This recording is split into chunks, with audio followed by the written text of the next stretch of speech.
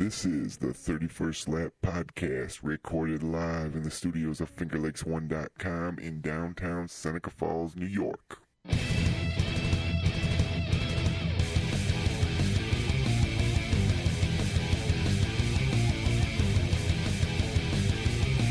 now, your hosts, Mitch Post, John Bonus, Mike Mallett, and Chris Marquardt. Good evening and welcome to the 31st Lap. This is probably by far and away one of the busiest editions of the 31st Lap that we have put together. Everybody is back in the studio. John Bomas, Rich Post, the well-traveled Mike Mallett. We're coming to you live from the lavish FingerLakes1.com studios in downtown Seneca Falls. Thanks for joining us. We're streaming live on FingerLakes1.com. Tell your neighbors, tell your friends. Follow the links to see the show as it happens. Again, this is the 31st Lap, covering all brands of racing in and around the Finger Lakes region. It is so good to have everybody back together. Look at we got John and his you forgot his counterpart here, Rich's brother Mitch. Mitch is back. Mitch is back. Mitch in the house. Mitch Post. Rich, I mean, I gotta say, I'm glad we were able to put this together, this reunion of sorts, as we reunite you with your long lost brother Mitch. Yeah, I didn't know I had him before. I'm not sure. I don't know if it's a good thing or a bad thing that I know now. Surprise! We're not even keeping him awake, for God's sake. I know he's. All I know is that it's already hot as hell in here, and you're making me freaking sweat wearing that snowsuit. Are you still not over the overalls thing? Even the last time he was here, he couldn't get over the overalls. It's warm in here. It's 150 degrees in here, and you're wearing a snowsuit. Johnny's not as big as you. I gotta get under the cars. I don't want to make a mess. What are you wearing on your forehead? What is that for? This is for my light. Check all the under the engines, you know. Got to check the undercarriage. Under the hood, you know. Under the hood. Undercarriage, under the hood. Under the hood. Undercarriage. Nobody wants to see your undercarriage, John. John needs his undercarriage checked out, Mitch. Go for it. Wow. Keep that light away from me, please. Yeah, you're not going to need that. There's nothing to look at. Wow. Okay. Man, that didn't take long to Well, hit it's the the skids. hammer. Hey, The hammer's down right Listen, now. Slim. Just hit the loud Don't get pedal smart. and don't steal my phrase. There's not many people you can pal. call slim, so enjoy it. I may not be slim, but I'm slimmer. Wow. This is brutal. This is the 31st Lap, covering all brands of racing in and around the Finger Lakes And region. fat jokes. Yeah, And my weight. There's no shortage of fat jokes and any other manner of debauchery we manage to introduce on a weekly basis. What a show we've got tonight. We've got Josh Decker, who's going to be joining us first. Sprint star Kyle Larson is going to be on. We're going to catch up with Jeff Hachmann. Hollywood praise stuntman Chris Morena is going to be here. JJ Yeley is going to be on. We've got trivia. We've got tickets. We've got news. We've got announcements. A little bit of everything for everybody here on It's a lot. This edition. And we're going to pretty much sign off. Oh, I don't know. I bet you we get out of here. What do you think? Well, I blew that already. Way to go on that one. We'll get, well, Nice job. We're going to be out of here around midnight, so I got time to redeem 8:30. myself. Yeah, 8:30. Rush it along. That'll be the day. If you got to leave early, I left the door downstairs. It's locked, so you can't get out until I can get away from this. You're screwed. Man, right out of the gate, the big news, 31st Lap Live is back. We are going to be going on the road. It's going to be Friday, Saturday, and Sunday of Super Dirt Week, and we are going to be on the infield just outside the pit gate at the mile in the Gator tent. So it's going to be a good time. Yeah. Gator Racing News has opened the doors. We got to get some material put together, and we're going to be doing some trade-offs there, and we will be doing at least, I guess right now the count is something like 6 shows from the fairgrounds. Plus, there's some talk. We're going to try and squeeze in at least one at large, if not 2 shows. Bring your travel trailer. and yeah. So I don't know. Are you crashing there? No, I got to be back in town each of those evenings to catch up on stuff that I got going at home. So it's gonna be some long nights. Not to mention the fact. All right, there goes that idea. Well, not to mention the fact that we need to get the rig after we're done. It needs to be back here. At this point, it needs to be back here Saturday night at some point, because Finger Lakes 1 is also covering the Seneca Falls Sports Hall of Fame inductions, which is the same weekend. So I'm really not sure how all those logistics are going to work out. The thing is we've got someplace to go. We've got someplace to set up. we've got great internet connection up there in Syracuse. So the rest of the details, that's not really something that we're going to worry about. It's going to just come together how it comes together. If we got to take the stuff out of the studio somewhere and take that to the Sports Hall of Fame so that we can do everything that we want to do on the road, then that's what we got to do, and we'll make it work. I mean, it's just that's just how we do things. We find a way to make it happen. That's how we roll. Yep. All right, so everybody's excited about going to Super Dirt Week. That's I'm cool. We're going to excited be about the getting Hall of Fame. Listen, you gotta give me a couple days. I just got home from Iowa. a couple I days. can't even think about You're what. here for 3 days and you're leaving again. I know, Mike. I know. We're only here for 2 hours. I know. once a Listen, week, I'm still so- I'm jet lagged still. I'm still Come adjusting on. to the hour You difference. didn't fly. Listen, if I told you I drove, which It's is 1 way hour. worse. if I told you you stayed awake for the show, there's a sprint car race in the parking lot afterwards. That wake you up. Yeah, I could. Yeah, I know. I'd be There's a fine. huge letdown after the Knoxville. Well, listen, it's the Nationals. Knoxville Nationals. Yeah. I can't really talk about anything else right now. No. It's 7 days or 5 days, whatever I was out there of sprint car racing. Now, is this the first Should be- microphone it you've should had be- shoved in your face? Yeah, since it's you the left? first time I've had a microphone in my face since I left. Yeah, It You're should right. be 10 days for you. It should be 10 because I should And go you to the didn't- 360 you weren't Nationals even, too. You weren't even on a jet. You drove, didn't you? Yeah, oh yeah, buddy. That's only an hour difference. Listen, Jet if you lag. go on to That's if you go bad on jet to lag. YouTube and search my name Zamboni95, that's my handle or whatever. Find my channel. If you want to watch our video blogs from out there, Zamboni 95. Zamboni95 on YouTube. Yep, you can watch all of our video blogs. It was extremely entertaining, to say the least. We made fun of a lot of different people and made fun of ourselves, and I had a good time. As long as you make fun There of was a lot of Miller Lite flowing, and I Yeah. wasn't freaking there. Yeah, I think. Well, we did that just Boo-hoo. to rub it in. Oh, you didn't Look see at- the last video with I have with- not seen where the last two Ferguson yet. bailed on the Kyle Larson pick, and he went with He did? he bailed He on picked it. him in like the first He episode. totally bailed. He chickened Oh, out. what a loser. He picked Blaney and who I can't remember who the other one was, but he chickened out. What a loser. At least I stuck with my man the whole week, Shane Stewart. I mean, at least I wanted him to win. That's why I Well, wanted you made to the win. pick. Everybody saw it. You got to stick with it. Yeah, I stuck with it. I stayed with my pick. I picked him on the way out. I picked him when we got there. I never left my pick of Shane Stewart. See, now he just went back down another notch for me. Yeah, Fergie. Well, The only thing he's got left is he was drinking We'll get into Miller a whole Lite. rehash of that stuff when we get Kyle on, Yeah, we can do that. Yeah, that's fine. because we got. Well, I tons don't of think stuff to get Kyle's through. going to talk about my blog. I'm just saying. Yeah. Probably not. He's like, if you who's do- this dork? While we're And trying to get, who the hell while are we're you trying to again? get- Yeah. while we're trying to line up some of the phone calls and stuff, we'll get into more of that. We'll stuff get into because you got.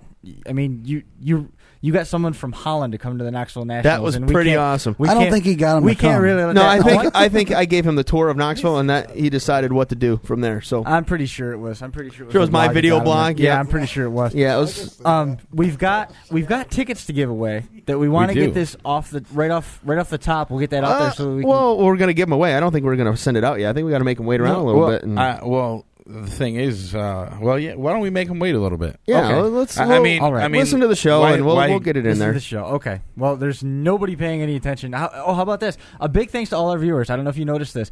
Fingerlakes1.com ratings, 31st lap, number one. number 1. Are we? We pulled number 1 last We week. were this week without you. Yep. Wow. Yeah, so How do you like that? Well, I guess I bring the show down then. I guess I'll go home No, now. no, Mike. Just remember the weeks prior to that you weren't here. Yeah. we weren't number one either. Yeah. no, well, we were so- sitting solid No, top 5. we You were know- we were pretty good when we came in last week. Better than we had been the last few weeks. yeah. And It's because I showed up. now we're Yeah. we're making progress again if we're back Get to, Josh. Yeah, back to we're the top. getting there. We're good. Hey, we'll be there. Hey, it's summertime and it's fun and it's hard. It's hard though Thursday night because I mean right now there is a race going on at Lebanon Valley. We're number 1 right now, and we're going to stay there. Well, Is that the goal? Mitch well, Post. I don't know. There's another show You that guys can stay anywhere you want. You guys can stay any place you want. Stay number 1. It's all good. I'm happy. It's a competition. Not really. No. Nope. Well, there's some other shows out there that are coming back that have been gone. Upstate Hoops is looking at making a return here as basketball season comes upon Yeah. us. The Viral Spiral gaining some momentum there. They got a show coming up again on Sunday. They got some wild stuff coming up. I guess there's going to be a girl's going to paint her toenails in a bikini top or something. Is it going to be Tiffany Collinsworth? I can't remember who.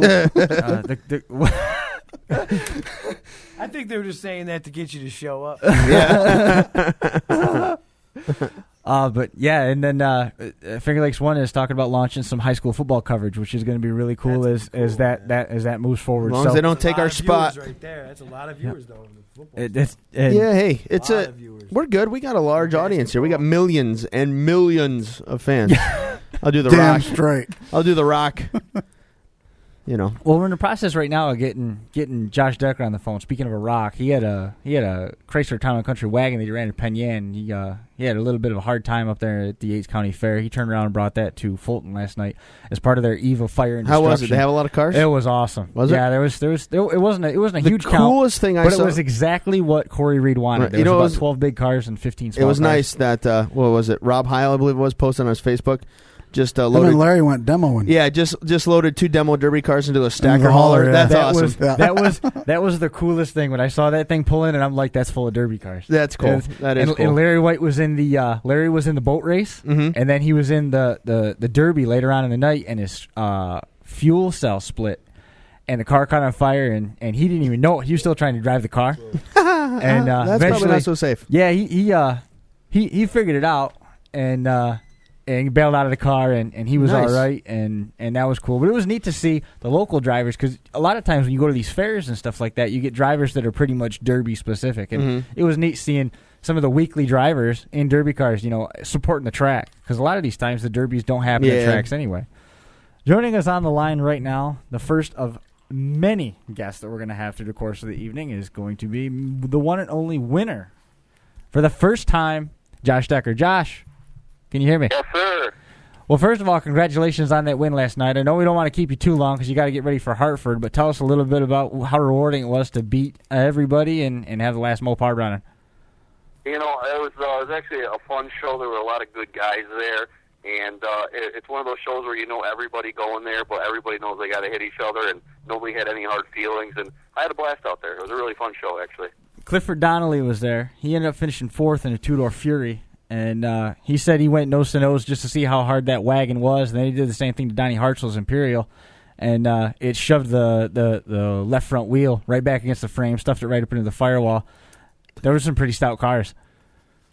Yeah, Cliff told me before he was going to try to go head-to-head with that Imperial. And I pretty much warned him that wasn't going to be a good idea, but he was trying to bend everybody out there, which was pretty fun, actually. That Fury was pretty tough. So how about how quiet was the ride home? And you're going home with the winner's share of the money, and Brett's going home with a car with a broken axle. Brett Relia had a Cordoba there and had tough luck all night. Had issues with the carburetor, ended up having issues. The axle broke, lost the brakes pulling out onto the track. How quiet was the ride home?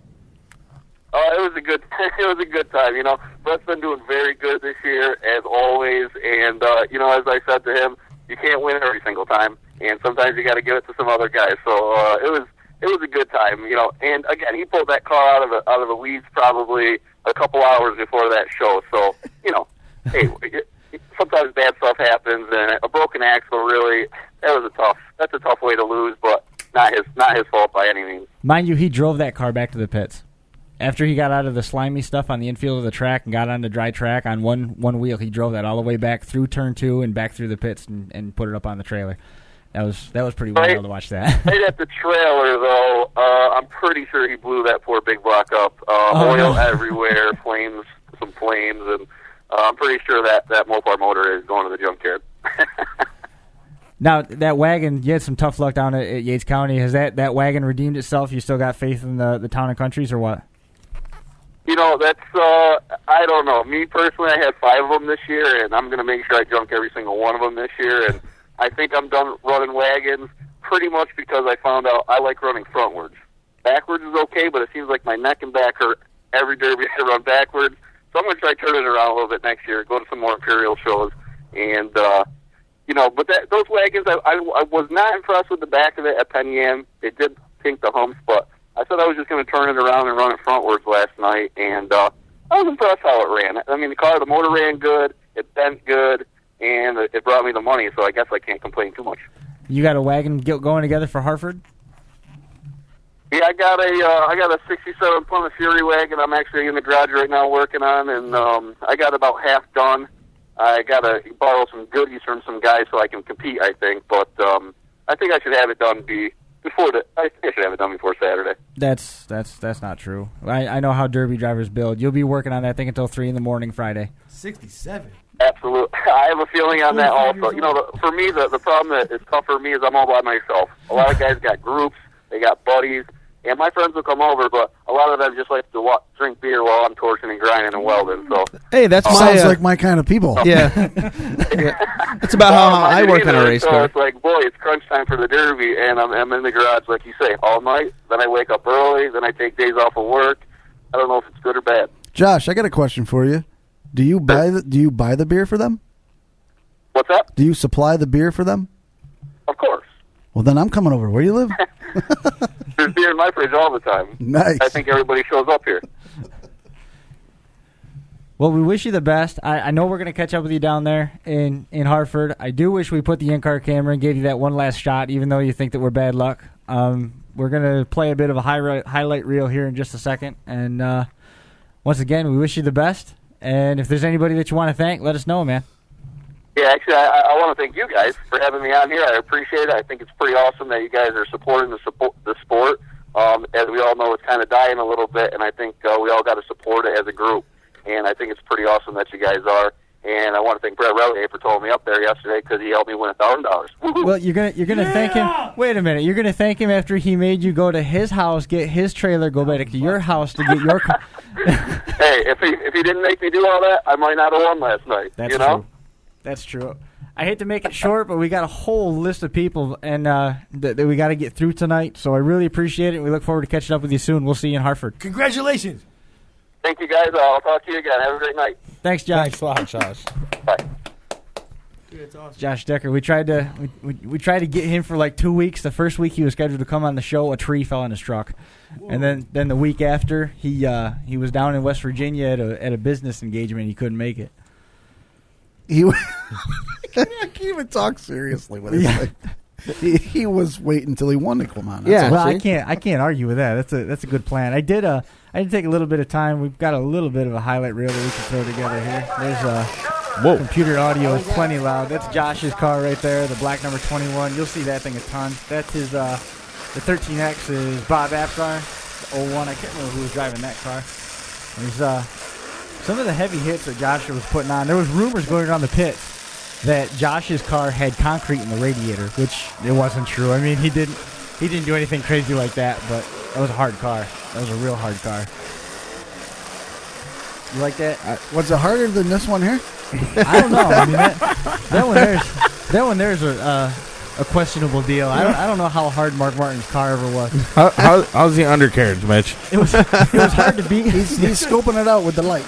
Takes a Vaseline car over here. I think that's Valvoline. Yeah, but he's sitting next to Bombas, so what's the difference? Watch your mouth. Man. You know what we need, Chris? What?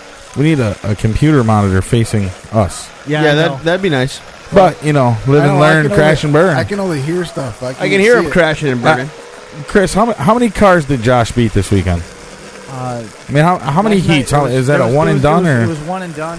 It was one and done, and he ended up having to get through like 12 other cars. It wasn't a huge field, but it was a good turnout, and the cars that were there were friggin' built. This is where, right here was the point where he pinned Cliff Donnelly against the wall and made him cook his motor. And right here is where the guys from King Smash and Crasher said the time was out on the 26K, and the checkers flew over Josh Decker. It's amazing the strategy that these guys put into building a derby car. Not only building it, but actually during the derby. I mean, you're essentially out to destroy a car. And Bombas, are you going to live over there? Are you going to live? This is, no. This is Rich's brother Mitch doing all this nonsense. Can you believe it? It's ridiculous. Yeah, come on, really?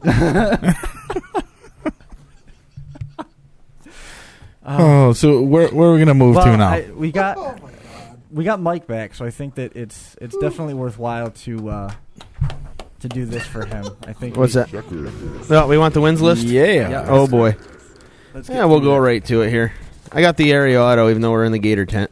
That's all right. It's all right. Everybody's promoting the sport. Wow, he's already slamming. So let's go here. Let's see. We'll go. I'll do this just because I'm in the All-Star Sprints at Hoosier Speedway. Just in case you weren't in South Dakota, got rained out. You were. I was in South Dakota. Yeah, right after Iowa, correct? Yeah. Did you see who won the All-Stars last night? The Wild Chow, Yes, Jack Howenshield at Red River Fargo. Valley. Yeah, in Fargo. Is that where that's at? Yeah, Fargo, North Dakota. Yep. That's a hell of a detour for nothing. Yeah, just ask DC about that. He'll tell you how excited he was that we did that for him. He was not a fan of that. Pay no attention. Basically the big winners last week was Mother Nature. Can-Am, though, got it in. Chris Robbie was your winner. Canandaigua, Jimmy Phelps. I believe that's his second. It's Chris Rabe. Chris Rabe. Yeah, it is not. Let's see. Michigan. Did you guys do Michigan last week? Danny Johnson picked up the win out there? Yes, we did. Okay. Just in case you missed it. Moving on through ESS at Canandaigua was Lance Young. So as of right now, the Empire Super Sprints are the only 360 organization that Tony Stewart has not won a feature with. Winless. He is winless with the Empire Super Sprint. Give him time. I know. Patriots, NRA. Yeah, all those, but not us. But that is a very large. I'll hold on to that stat as long as I can. Very large feather in the cap of ESS drivers. He's even won with ASCS because I saw him win it in Vegas a couple years ago. Yep, 5 Mile Point was Brian Malcolm, Fulton Speedway. The Bauer Power, Chuck Bauer, first ever win there. Kevin Herthler won at Grandview, won the big money in the Forest Rogers. Hagerstown, Roy Deese won the late models down there. I-88, rain. It just seems that's the big one here. Lincoln Speedway, Danny Dietrich picked up a win again. I think it's like 8 or 9, or he's got 2 handfuls full of wins. So good for him down there at the Lincoln Speedway. Rolling on through here. Let's see, is there anything that didn't rain out in New York this past week? There's a lot. There's a lot, man. Watkins Glen. Marcus Ambrose won the Sprint Cup race, nationwide race. Was, awesome was Carter that? Edwards. That was I saw the highlights from that. Awesome race. That was an awesome race. That was a good finish. It really was. I was sleeping up until lap 81. All of America was. It was an exciting finish. It had my daughter excited. Yeah, that was pretty awesome. All the way until Kyle Busch got this far dumped. from Richard Petty, and I couldn't think of a word to say. I looked at him and was like, How about hi? Hello. We got Petty keychains. I brought Petty keychains. Yeah, that's right. Kyle Petty keychains. Number 4 Hot Wheels car. Number 44. Yeah, that's right. We got Oswego. That was a Mike Barnes rolling on through Port Royal. Ryan Taylor won. Yeah. Stop you for a second. Go ahead. You see, Craig won his first race in the small block supers at Oswego too. Oh, did he? Craig Harris. Yeah. Cool. This Saturday's the final point race. He is 10 points out of the lead. Interesting. That's a local boy from Fort Plain. Port Royal. Ryan Taylor picked up the win. Rock Sportsman Series down at Pencan. I don't know if you talked about it last week or not, but it was Jeff Crambo. Ransomville, Justin Wright. Selinsgrove, Pat Cannon won the sprint cars. Rolling on through here. Rain. USAC Sprints, I know you talked about it last week. Kyle Larson picked up the win out at the Oskaloosa, Southern Iowa Speedway. URC Sprints, Black Rock. Tony Stewart on Friday night. Saturday at Selinsgrove was Mark Smith. Utica-Rome, Larry White. And I heard the track was stupid fast. It rained midway through the show, and the place was just locked down, hammered down, go for it. So, and then if you want to talk about the Knoxville Nationals, shocker here. I know it's hard to believe that, the man, the myth, the legend, Donnie Schatz makes it 6 out of 7. Yeah. He did. Yeah, and he won again this week already. Yeah. He won last night, right? Tuesday night. Or Tuesday night, yep. McCool Junction. Yeah, he put a huge smile on his his car owner's face. Yep. When he did that. Yep. Let's see. Williams Grove, Brian Monteith won. Woodhall, Alan Rudalovich. Knoxville on Friday night, Justin Henderson in the Buffalo Wild Wings car. Mind you, I have that wing panel. It's being shipped. So, bought that at the Sprint Car Hall of Fame. And, World of Outlaw late models. That was last week. Daryl Lanigan. So that's that. So, good times. I don't know if you noticed, if you caught the numbers on that, but Daryl Lanigan. Mm-hmm. Yeah, we discussed it last week. Yeah, we got the dollar figure on that somebody posted, and I forgot to mention. How much money he's won this year? $220,000 in winnings just this year. That's a good year so far. That's just with World of Outlaws. That's good. Yeah. That's real not good. Other stuff. That's pretty good. Right. Yeah, that's just fine, Mike. Yeah, I'd take it. Donnie Schatz won $150,000 for one race. Did you? Yeah, but that's not a late model. Yeah, she was $177,000. There's a money list in here. How much crazy. money? $177,000 or something like that for the week. Did you mention the Lucas Oil Late Model Show or no? No. The North South 100 at Florence, Kentucky. No, you can take it. Don O'Neill. The real deal? Real deal. $50,000. That's not bad at all. No. Hold on, let me. Of course, the RLC Dirt Race was at Glen Ridge this week. Yep, that was yesterday. Ryan go down. The Ringles Rocket. Oh, total purse won by Donnie Schatz. $167,125. One day. 1 day. Well, a couple days. The 150 is 1 day, but the other 17,000 was. Well, that's the whole week total. Yeah, it's a whole week. Right. Yeah, he won the World Challenge on Friday night too, so that helps. That's like $10,000 a win, I think. Yeah. So he did pretty well. You mentioned USAC Sprints. They also ran this week on Tuesday or Wednesday. Hartford Motor Speedway in Michigan. Dave Darling won that show. Powerline Midgets over the weekend were at Belle Claire Speedway for the Knepper Memorial. We talked about, you and I, Mike, talked about Rico Abreu before we came on the air. He won that midget show. Rico Abreu. That's who Kyle Larson runs a sprint car for. Yes. Yeah. They sponsor Rico's family or whatever owns Right. a vineyard. Vineyards, right. Abreu Kyle's Vineyards. car Yep. and all that. Yep. Did Rico win? Rico won a midget race over the weekend in Illinois. Rico Suave. Well, That's by far the and away ironic- Mitch's. That's Mitch's favorite driver is Rico. The ironic part, I know Mike's the only one that knows who Rico is. Rico is a short person, midget per se. I know you're not supposed to call him that, but it's just kind of little person. Little person. Yeah, It's I'm sure they love that. It's just funny. as much as anything else. He's a cool dude, and it's funny that you see that little guy get out of a midget car. Yep. People think it's ironic. Yeah. But no, congratulations to him. So that's that. That's you good or you got anything more? USAC CRA Sprints out in California, Ocean Speedway, Mike Spencer, and then that was Friday night. Saturday they were at Santa Maria, and Danny Sheridan won. Showtime Sheridan. I don't know if you saw, Mike, the video highlights of that race from Santa Maria. I posted on Facebook.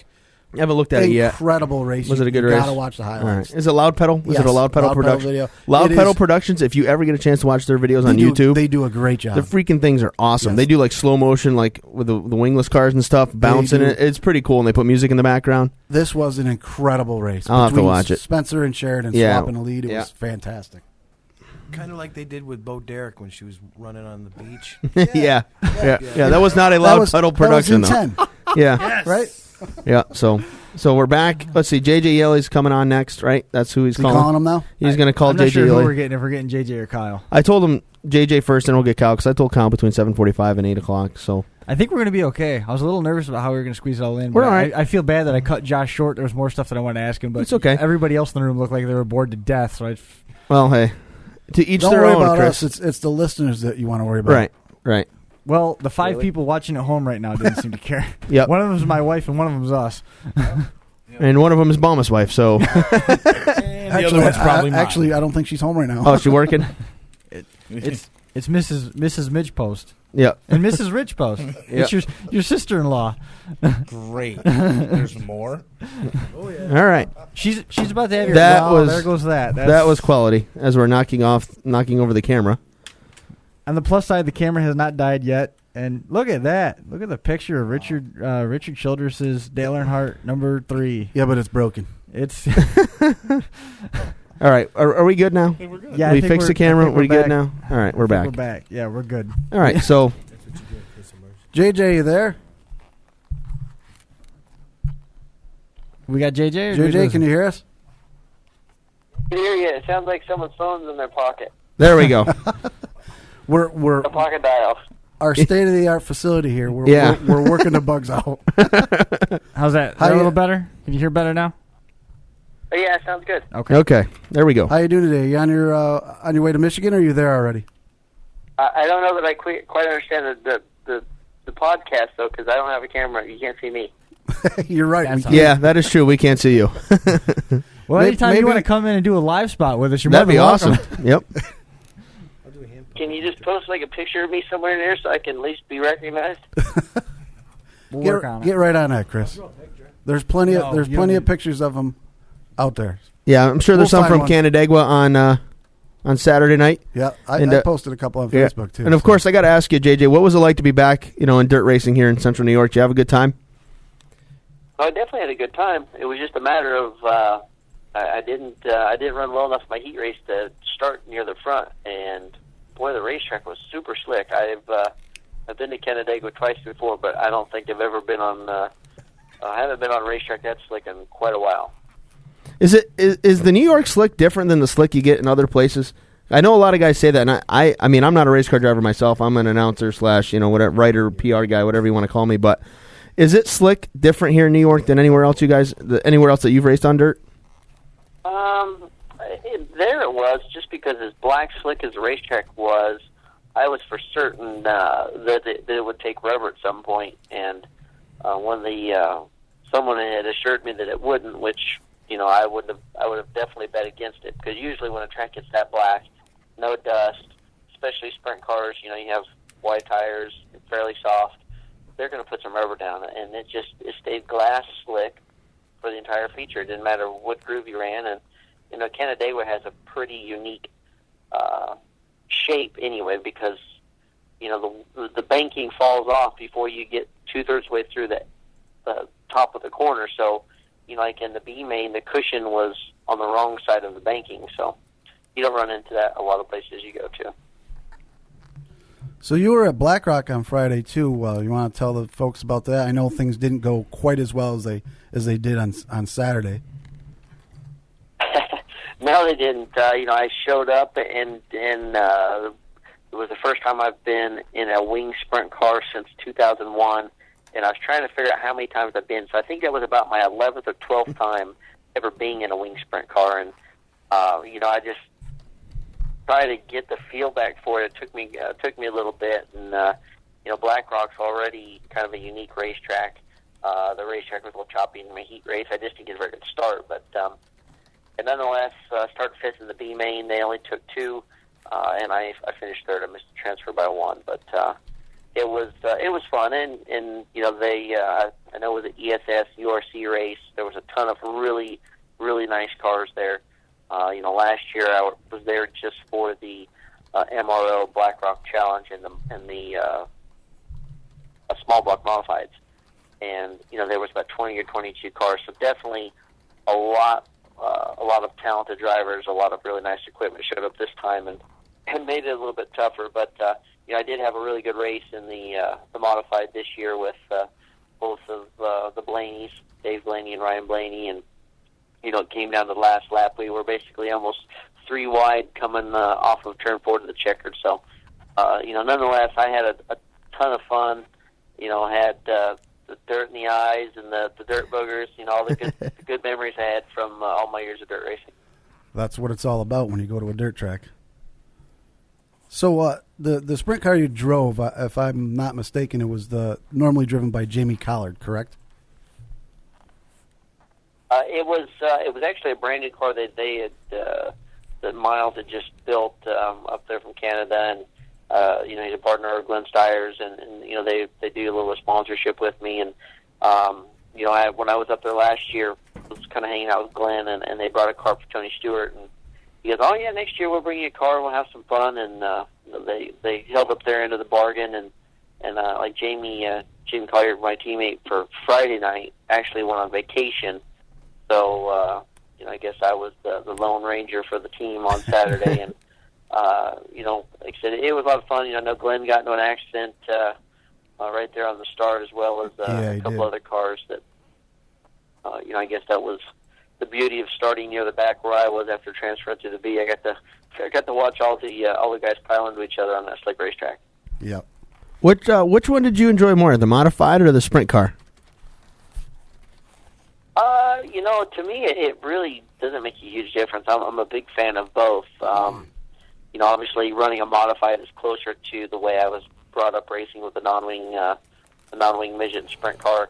The modified I ran was a restricted. I think they have like a claimer motor in them. Yeah, I think it's a sportsman. But they have a sealed motor in them. They run a little bit smaller carburetors, so they don't have the power of an open small block or even a big block modified. But nonetheless, I enjoy them all. It's a learning curve for me, even though I've been doing this, pretty much my entire life, because the things you do with the wing car as far as setup and translation, and like I said, with the racetrack being as slick as it was, trying to get the car tight enough was kind of a chore. And I bounced some things off them I wanted to try for the feature at Canandaigua, which actually hurt the car because the racetrack lost so much speed. I put a bigger left torsion bar in the car and didn't have enough speed to keep the car on the bar with the wing. So, it was just one of those deals. I was talking to a good friend of mine, Dave Yeley, who runs Diversified Machine, which builds a lot of sprint car components, and he was giving me a little bit of grief over my wing experience this past weekend, and we were going over setups, and he's been running those racetracks for many years, and what I did was something he told me he tried years ago that didn't work, and so now I have a little bit better idea of what what kind of setup I need if I go back and do it again next year. Now, you for the listeners who don't know, you were talking about Glenn Stiers a few minutes ago. Glenn is the gentleman that owns Ohsweken Speedway, which, of course, Ohsweken Speedway and Glenn sponsored JJ for the Chili Bowl the last couple of years. That's correct, and he, I haven't. This year I was going to try to go up and run a couple races up there, and unfortunately the scheduling didn't work out. I know that Tony Stewart went up there, actually won both nights. He won the 360 night and then went on to win the Royal of Outlaws the next night. So, I have seen the facility. It's a fantastic racetrack, draws in a ton of fans, and hopefully next year I'll be able to find a date open that I can get up there and run, because like I said, just getting back out there and running on dirt, kind of gets you energized to where you want to go sneak off and play a little bit more. So, I was kind of looking at schedules and seeing what races happen whenever we're in a NASCAR weekend, and see if I can't get something put together. I know that I think when we were in Kansas, there's an opportunity maybe to go run an ASCS wing race, or there's always something that can pop up. But right. Like I said, it was a lot of fun, kind of get the bug going to get back out there and play in the dirt. I know if you manage to get out there to race in Canada, I know that would make your buddy Dave very happy. What was that? I said if you managed to put something together to go race in Canada, that would make your buddy Dave very happy. Yeah. No, it actually was. It was really close to working out this year, and then kind of at the last minute it fell through. But like I said, it was. They're great guys. They do a lot for the sport up in Canada and the Ontario area, and huge race fans. They travel quite a bit. I know Glenn races clear down into Florida, 360s, 410s. They take 3 or 4 cars. They help a lot of different teams out. So they're just they're true racers, and they really give back to the sport, which is pretty cool. Now, obviously, we all know that you come from a wingless sprint car background, sprints and midgets. The handful of times that you've gotten a chance to run our big block modifieds over the years, I've heard that there's some similarities there. Are there? There are. Obviously the cars, they're coil front, torsion bar rear. I know the cars change quite a bit. They run we run an open live axle, and those cars don't. But just the way the cars handle, the way the cars lean, you're constantly trying to pedal the car to hook the tires up. They run a pretty small, hard tire compared to like a non-wing sprint car. But Al Hankey owns part of Tommy Baldwin Racing, which we've kind of an association with here at Mexico Motorsports, and right. He brought a couple modifieds down for Canandaigua for Dave and Ryan to drive.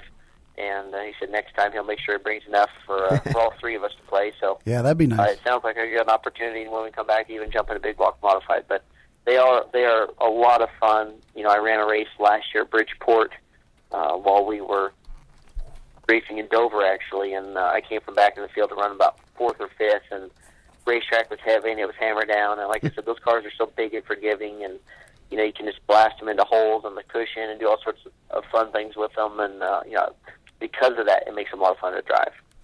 Now, you touched on teaming up with Tommy Baldwin Racing now. You moved over from the 49 car, the Robinson Blakeney Racing, over to the Tommy Baldwin Racing.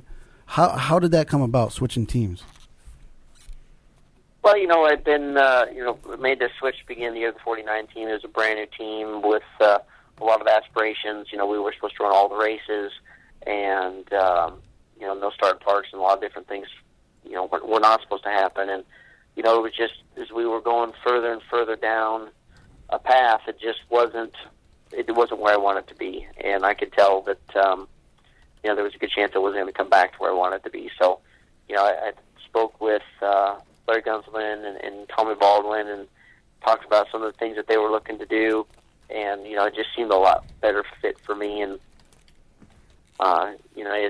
so far it's been, obviously the right way to go. We've got some races planned a little bit later in the year. Of course, we'll still have to do some starting parks here and there, but nonetheless, there's a lot more things going on as far as securing sponsors. A lot more things in place for taking care of the sponsors that are already there, and those are the things you have to have. Finding sponsorship is so difficult in the sport right now that you really have to be able to give them everything that they ask for and then some. And when those opportunities come available, you have to make sure you capitalize on them. And it just wasn't happening over with the 49 team, and it's definitely something that's already taken place over here with Master Motorsports. So, those are the things you just have to keep in mind as we move forward. That obviously the sport is very tough, and we're all trying to do what we can do to survive until obviously the economy can get better, some sponsorship can come about, and that right now things are looking pretty good here. That's good.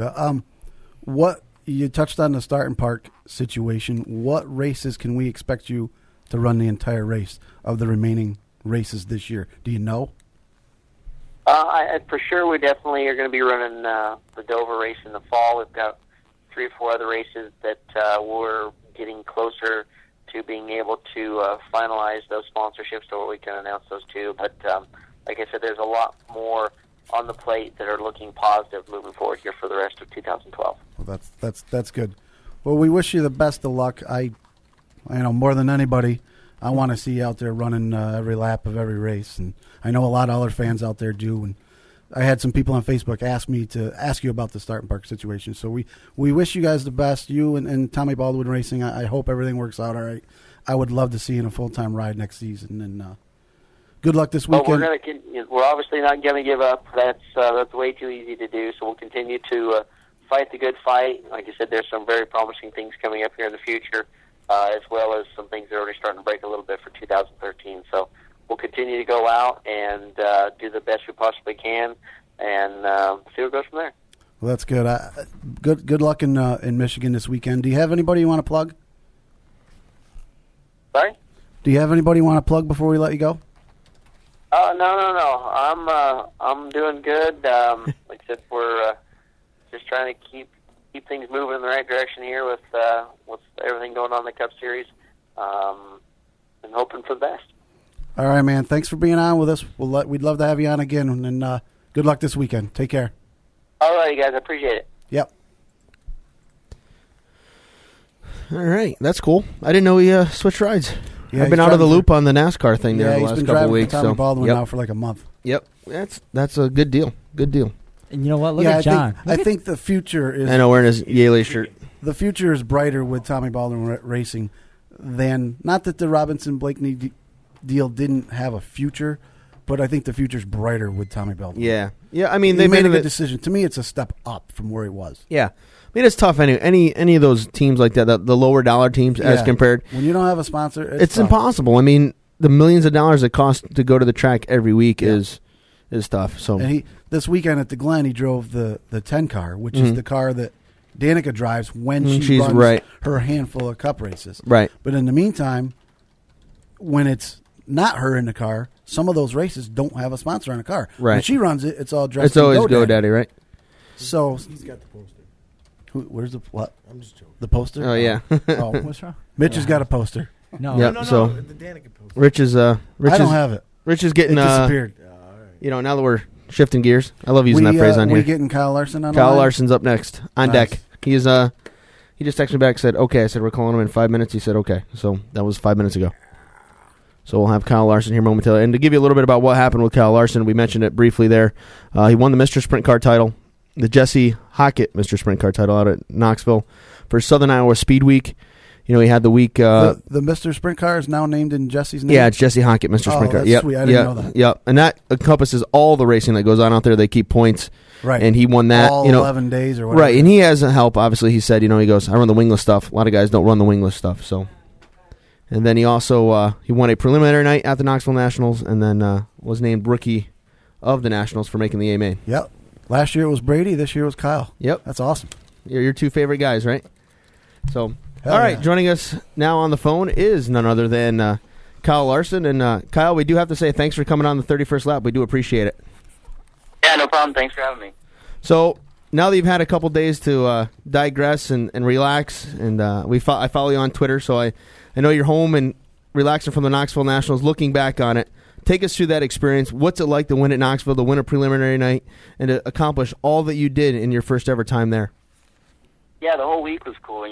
Starting out at Oskaloosa, winning both nights of the the Ultimate Challenge with USAC with the Hachmans again, which, you know, I've only raced for them 4 times and won all 4 times I've been with them. So, yeah, it was cool to keep that streak going. And then got third at Oskaloosa in the wing car, and then went to Knoxville on my prelim night and won that. And then, you know, Saturday I ended up 16th, but I think we had a lot better car than what the finish shows. We just had a left rear go, well, blow out early in the second half of the race, and then it was tough to make up that ground that I'd lost. So all in all, it was a good week. You know, I met a lot of people and had a lot of fun, and it was nice to make the feature in my first ever Knoxville Nationals start.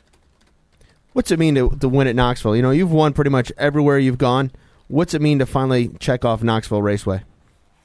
Yeah, it was definitely cool, and especially it being a half mile. I've never won a race, never won a wing sprint car race on a half mile.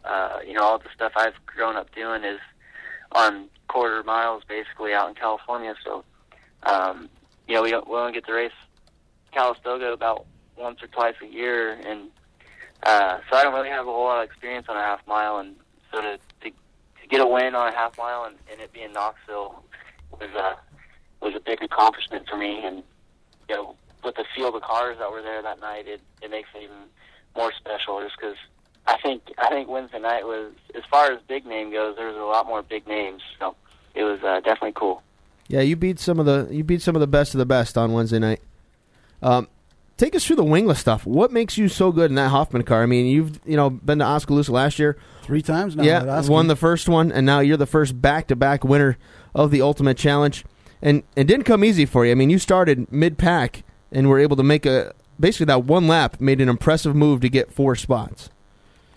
Yeah, I've only ran the Hachmann car 4 times, and, you know, every time I ran it's on a half mile. So, you know, their car really works well on big racetracks. So, you know, it makes my job a lot easier. And but yeah, you know, Oskaloosa has always been one of my favorite tracks. I went there with Jack Yeley probably 3 years ago, and was running up front for most of the race, and I think we had a pretty good shot at winning it, and I got into the wall and flipped. So, but like I said, I've always been good at Oskaloosa, and you know, the track was really good this year. It was really racy, and you could run top or bottom. So, it made it a little bit easier to get from 7th, where I started on Tuesday night, to get the lead. I got a good restart there one time and went from, I think, 6th to 2nd just in a lap, and then the next restart I got by Justin Grant, and kind of went smooth sailing from there. But I felt like I was running really smooth and would have a big lead, but, you know, I watched the video and Dave Darling was right there the whole time. So it was probably a pretty exciting race for the fans, just because you never knew if Dave was going to make a charge on me or not. But, you know, it was definitely cool to get another $15,000 check. It's never a bad payday to walk out of there with $15,000, no doubt about that. No. For the listeners out there, Kyle mentioned driving for Jack Yeley a couple of years ago. Yes, that is JJ's father. His dad does own a USAC sprint car. Yeah, and Kyle, just to give you a little heads up, we just had JJ Yeley on, so you know that's the connection we have there. Yeah. So now, what other wing sprint car stuff can we expect to see in? Are you going to come east again? You know, you ran Ohio Speed Week. You did real well at Ohio Speed Week. Had some tough luck when you came east and ran the Pennsylvania Speed Week. Are we going to see you come east again near the end of the season, maybe for the National Open or something like that? I think I'm busy for the National Open. I think I have a stock car race or something the night before. So, I mean, if I could find a ride, I could run the final night. But as of right now, I don't have a ride for that. So, I think next weekend I'll go run the SmackDown at Kokomo, and then I'm gonna probably run the truck race at Atlanta that next Friday, and then I have a K&N East race at Greenville on Monday, and then fly back to California and run all the outlaw stuff out here for a couple weeks. So I'll be busy here the next couple weeks. But you know, as far as going back out to the east, as of right now, I don't have any plans unless a car owner wants to give me a chance to go out there and race some more. Somebody give him a call, because this kid will get the job done. You mentioned going to Kokomo. That, I believe, is the USAC Sprint Show, right? Yeah, that's their first annual Kokomo SmackDown. So yep. It should be a really good race. There should be a lot of cars. There's a lot Yeah, that's a lot a big of money novice race. cars in the Indiana area, so I'm sure they'll all come out for that race because it pays pretty well. Yeah. That's going to be a good show. Let's shift away from the dirt a little bit. How much are you liking the racing on pavement? I know it's new for you. You started it here this season. I know it's a lot different for you coming from the dirt racing world. I actually enjoy it a lot. I wouldn't say it's my favorite type of race car, but it's definitely really fun to drive. Especially, I like the truck a lot. When I ran Kentucky, it was cool to race on a national scene like that.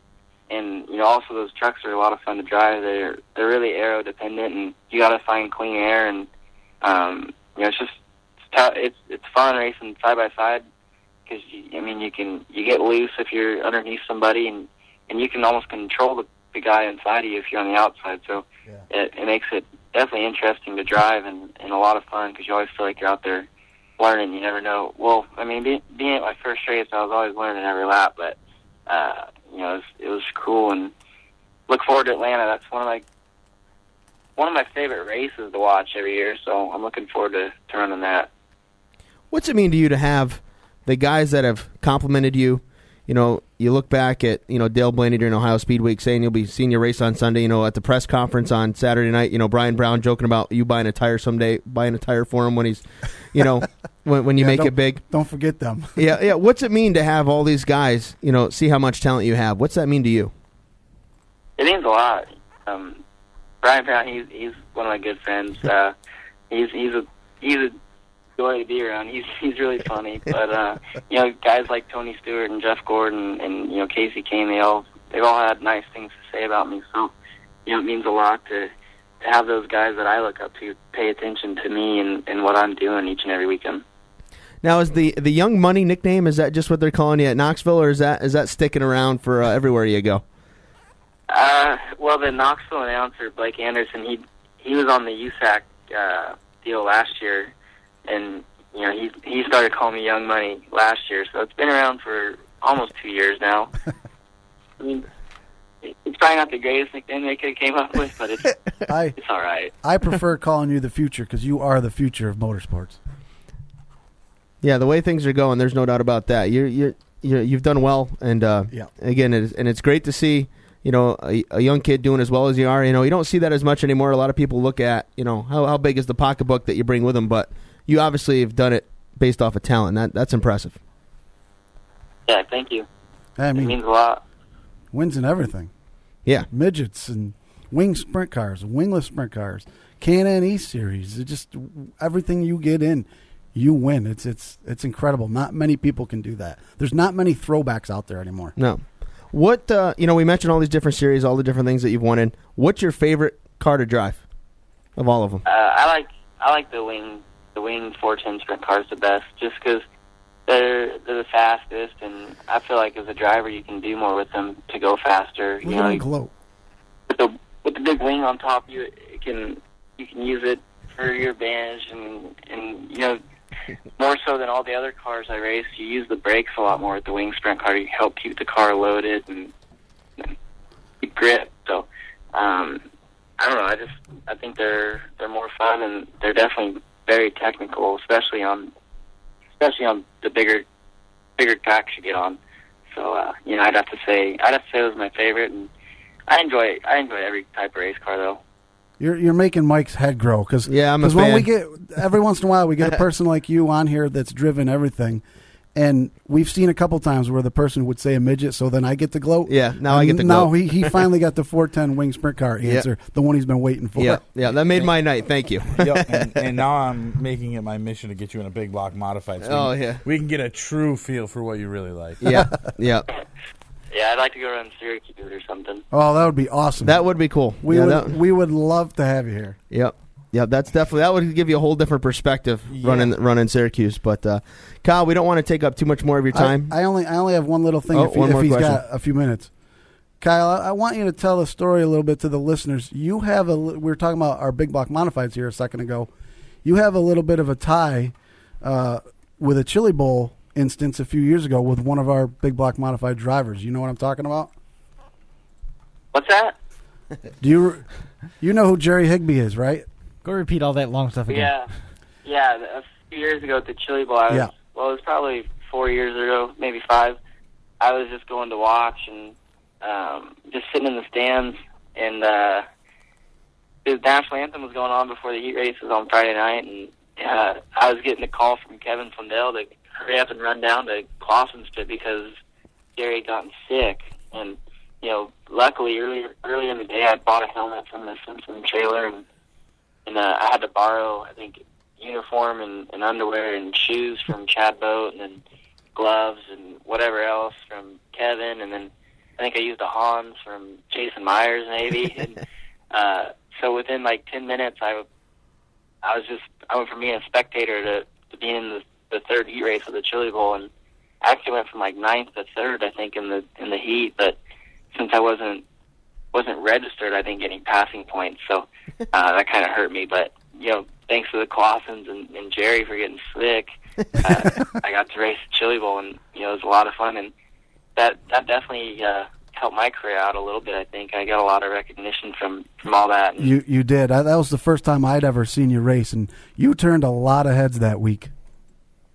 Yeah, it was a good week. We didn't get to run any laps in the prelim feature because there was a wreck, and I just barely nicked it, and it bent the Nerf bar into the right rear, so I was done. But I think if I'd have got some passing points in that heat race, we'd have been really good. Yeah. in points for that night, and been starting up front somewhere. Yeah, if I remember correctly, for our New York modified fans, talking about Jerry Higbee getting sick, if I remember correctly, I think he got food poisoning that night or something.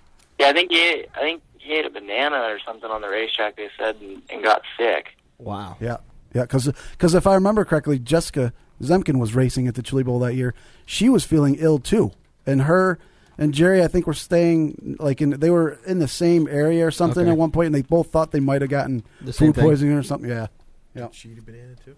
It's interesting that you can connect everything to New York modified racing, John. I'm impressed. Hey, you know what? For somebody who is into midgets as much as he is, find a way to 7 degrees of Kevin Bacon, everything back to modifieds. Yeah.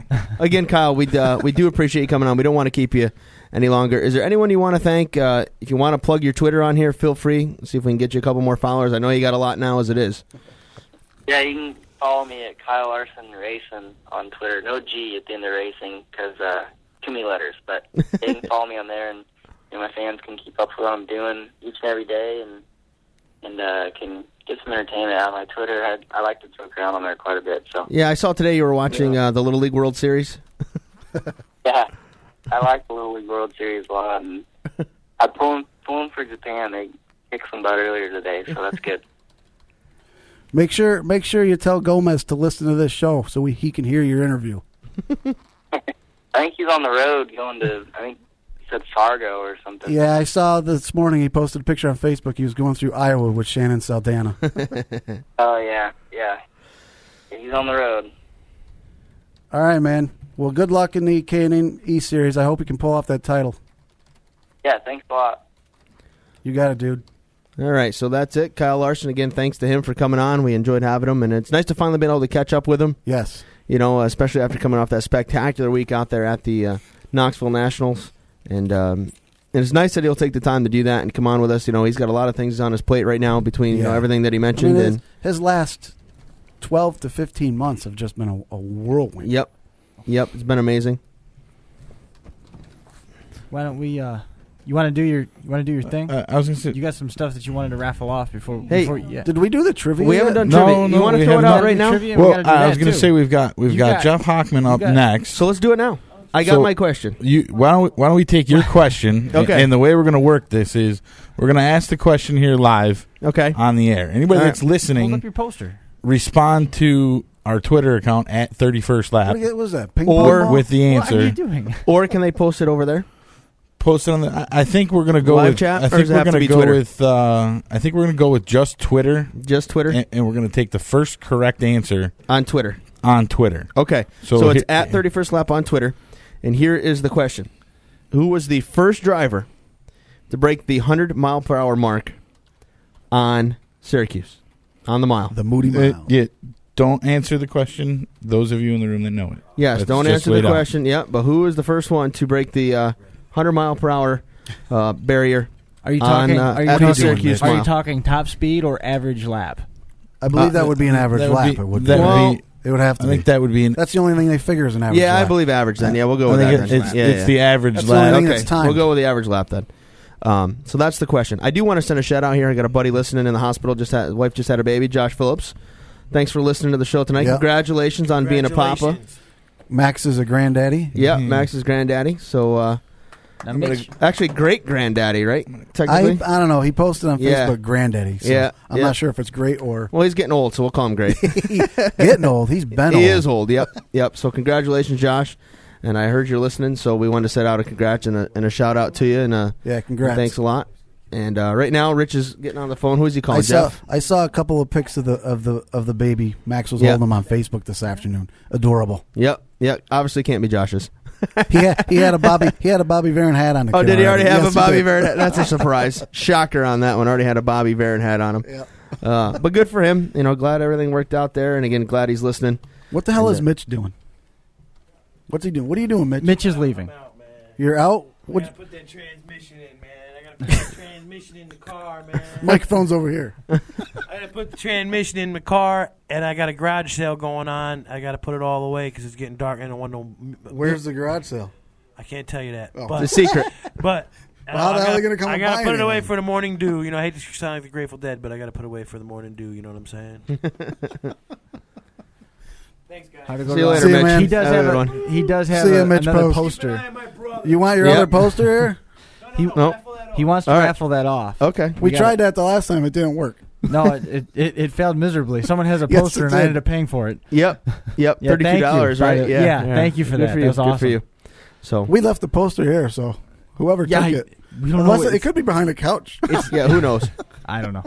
But when he opened that door, it just like dropped 10 degrees in here. Yeah, You feel the can we open it again? Well, we're waiting for Rich We to can come have- back. tell Rich when is he comes who's through, he we go. calling? Mr. Hachmann, correct? Yes. Yeah. So big news this week out of World Racing Big Group news was on that two fronts. Goodyear Tire will not be back Yep. with the World of Outlaws, and I think that comes as a relief to a lot of sprint car guys because they are not Goodyear fans. I know one person that is really happy about that. Who's that? That would be Sammy Swindell. Yeah, he's not a Goodyear guy. He No. is not. And then there are reports, the speculation right now from various sources within the industry is that American Racer possibly That will be be a the nice new- deal for them if that's what happens. that's interesting because the ramifications of that in Dirt Northeast will be interesting. Yes. You know what I mean? That's yeah. So that's because if that's what we've been if talking it about on the ventures- message boards. If it ventures into a whole company-wide tire deal, that opens a lot of things up here Yeah. in our modified racing.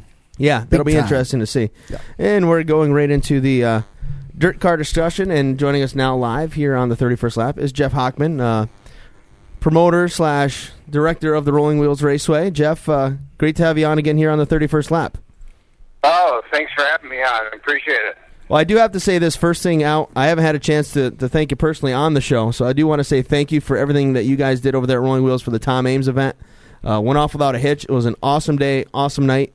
And for me, I just want to say thank you for all you did for us for that event. Well, we enjoyed being a part of it. I mean, I don't know how many people know this, but Tom and I kind of became friends in the sense of he was very candid with me, and he was the first one to tell me what he thought I was doing wrong, and also I apologize for that. And also the first one to tell me when everything was great and the track was turning around and the events were turning around. So, to be a part of that and honor him and his family and celebrate his life was exciting.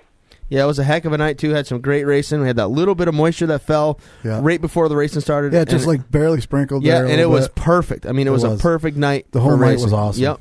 So we threw our question out there. We're still waiting. Are you logged into Twitter there? Yep, we're still waiting on an answer. Waiting on an answer. No answer yet? No answer yet for those first person to break the 100-mile-per-hour And barrier. what do they win if they get it right? What do we got? Jeff, he is the bearer of this, correct? That is correct. Well, what are we giving away? Yep. Well, we're giving away your prizes. Oh, Well, well, big part of the Super Dirt Week is Thursday night. The satellite events, both Thursday and Saturday, are Rolling Wheels. But Thursday night, we got the World of Outlaw late models coming into town with the 358 Modified Series race. So we're going to give away 2 tickets to that event on Thursday night. I can't think of a better way to kick off the weekend. Yeah, that will be a good show. I know I'll be there. Yeah, I know you will. Yeah, you will be there, John. There's no doubt about that. You'll be checking tickets probably, right? Yep. I'm looking forward to the Outlaws that week, right? That should be the World of Outlaws sprint cars. Yeah. And Saturday. I'm excited about that. And Sprint. I tell you what, I'm excited about both events. I mean, ticket sales are going great, and more importantly, I think in the past everything is kind of. I guess the call I've been getting lately, which kind of sets the tone for what I believe we've made positive moves at both Rolling Wheels and DIRTcar Racing, is I've been getting the calls like, can I get 2 passes in the tower?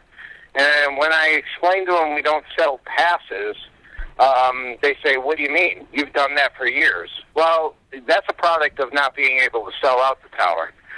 When you sell in individual passes. We are at the point, as of a phone call this afternoon with one of our great supporters, Page Trucking, we are officially sold out of every suite at Rolling Wheels for both Thursday and Sunday night, or Saturday night. That's good. That's good to hear. That's awesome. That is awesome. Now, how excited are you now that work is done? That's got to be a big load off your shoulders, isn't it? Well, it is. It's a little load off my shoulders because I don't know. Some promoters would say, "Oh, I'm sold out. Good. Now we'll sell the tickets and we'll have a great race." I'll let a little bit of the cat out of the bag. I've done some pricing already on bringing in a 100 by 50 tent in turn 1 and offering food and beverage and pit passes and making that a VIP area for the fans that are used to waiting until September or late September to come out and be in the tower. So now we'll start selling those. That sounds like a good time. Yeah. No doubt about that. Absolutely. I know. The big thing is too is Super Dirt Week. You know, I mean, I think. I heard the way you introduced me. I think, really the big part of my job is Super Dirt Week. Rolling Wheels, general manager is a big part, but the execution of Super Dirt Week and putting that event on is great. And, thank God I have people like Joe Skatnicki with me handling the competition and, that whole portion of it, because if he wasn't doing that, I don't know how much promoting we'd be doing. Yeah, I was coming back to the Super Dirt Week thing. I was wondering how much you're going to run ragged that week. I've seen you. Seems like everywhere I go, I see you. I mean, I was out at Lernerville, and who walked by me? You working out there? He was working there. Yeah. Yeah. So, how's the preparation going for Super Dirt Week, and how excited are you to kick that event off again? Oh, I'm really excited. I mean, that's the one that sets the tone for the year. I mean, if we have a successful Super Dirt Week, it's not only successful for World Racing Group, it's successful for DIRTcar Racing overall. So. To be a part of that is awesome, and I mean the adrenaline and the rush putting it on. I mean you forget about the hours that you put in because you just can't wait to see it come to fruition. And in regards to the whole Lernerville thing, obviously at one point I was a part of running Canandaigua, Weed Sport, and Rolling Wheels. And with the new makeup this year with Jeremy at Canandaigua and special events at Rolling Wheels and not running at Cayuga County, my role is expanded with World Racing Group, which I guess is a good thing. They obviously see a value in what I do to be at the Firecracker, the Don Martin, DIRTcar Nationals. I don't know how many people know this, but I was in Florida for 3 months getting DIRTcar Nationals put together. So it's... it's exciting. I come from the NASCAR world at Homestead Miami Speedway with NASCAR Championship Weekend for 7 years. So I'm used to big events, so I enjoy doing them, and I love every minute of it. So I got to ask you, do you ever get to go to the races just for fun? Just get to hang out and not have all the responsibility? I got to tell you, my race I went for fun was just this past weekend, was Watkins Glen. I got to pop in the garage and see a bunch of my old friends from the NASCAR days, but to actually go to a DIRTcar race, I think you're pretty much always on call. Comes with a hat then, right? Yep. The cold beverages aren't quite as cold as the DIRTcar races they are when I can get out somewhere else. Yeah, that is true. Yeah. So, what else you got coming up here at Rolling Wheels? I know we got a race before we get to Super Dirt Week. So take a moment and tell the folks at home about that and what they can expect for that night as well. Well, we get the Super DIRTcar Series race, and I'm interested to see what happens tonight. See if we shake up the points. See what it means for the September 2nd, Sunday, Labor Day Classic, Stars and Stripes 100 lap Super DIRTcar Series race. We'll also have the Sportsman, and we're working closely. You know, I don't know if he listens to this show, but I got to give a shout out to Mike Welch. He's helping us out. You know, we obviously have struggled with full fenders at Rolling Wheels for one reason or another, and we're working with Mike and putting together a program that brings the full fenders back for September 2nd. And that's a street stock only race, right? From what I was reading online, I believe I saw it on his Facebook page. Is that what the goal is? I can tell you it's a street stock race on paper, but after conversation today, it may involve the pure stocks also. Okay. All right. Very interesting. Very interesting. I believe we've had Mike Welch on the show, right? Yeah. Didn't we have him on? Yeah. Mm-hmm. Yep. So it'll be interesting to see when that event gets closer. Obviously, we'd love to have you or Mike on. Tell us a little bit about what's going on with that. Oh, yeah, for sure.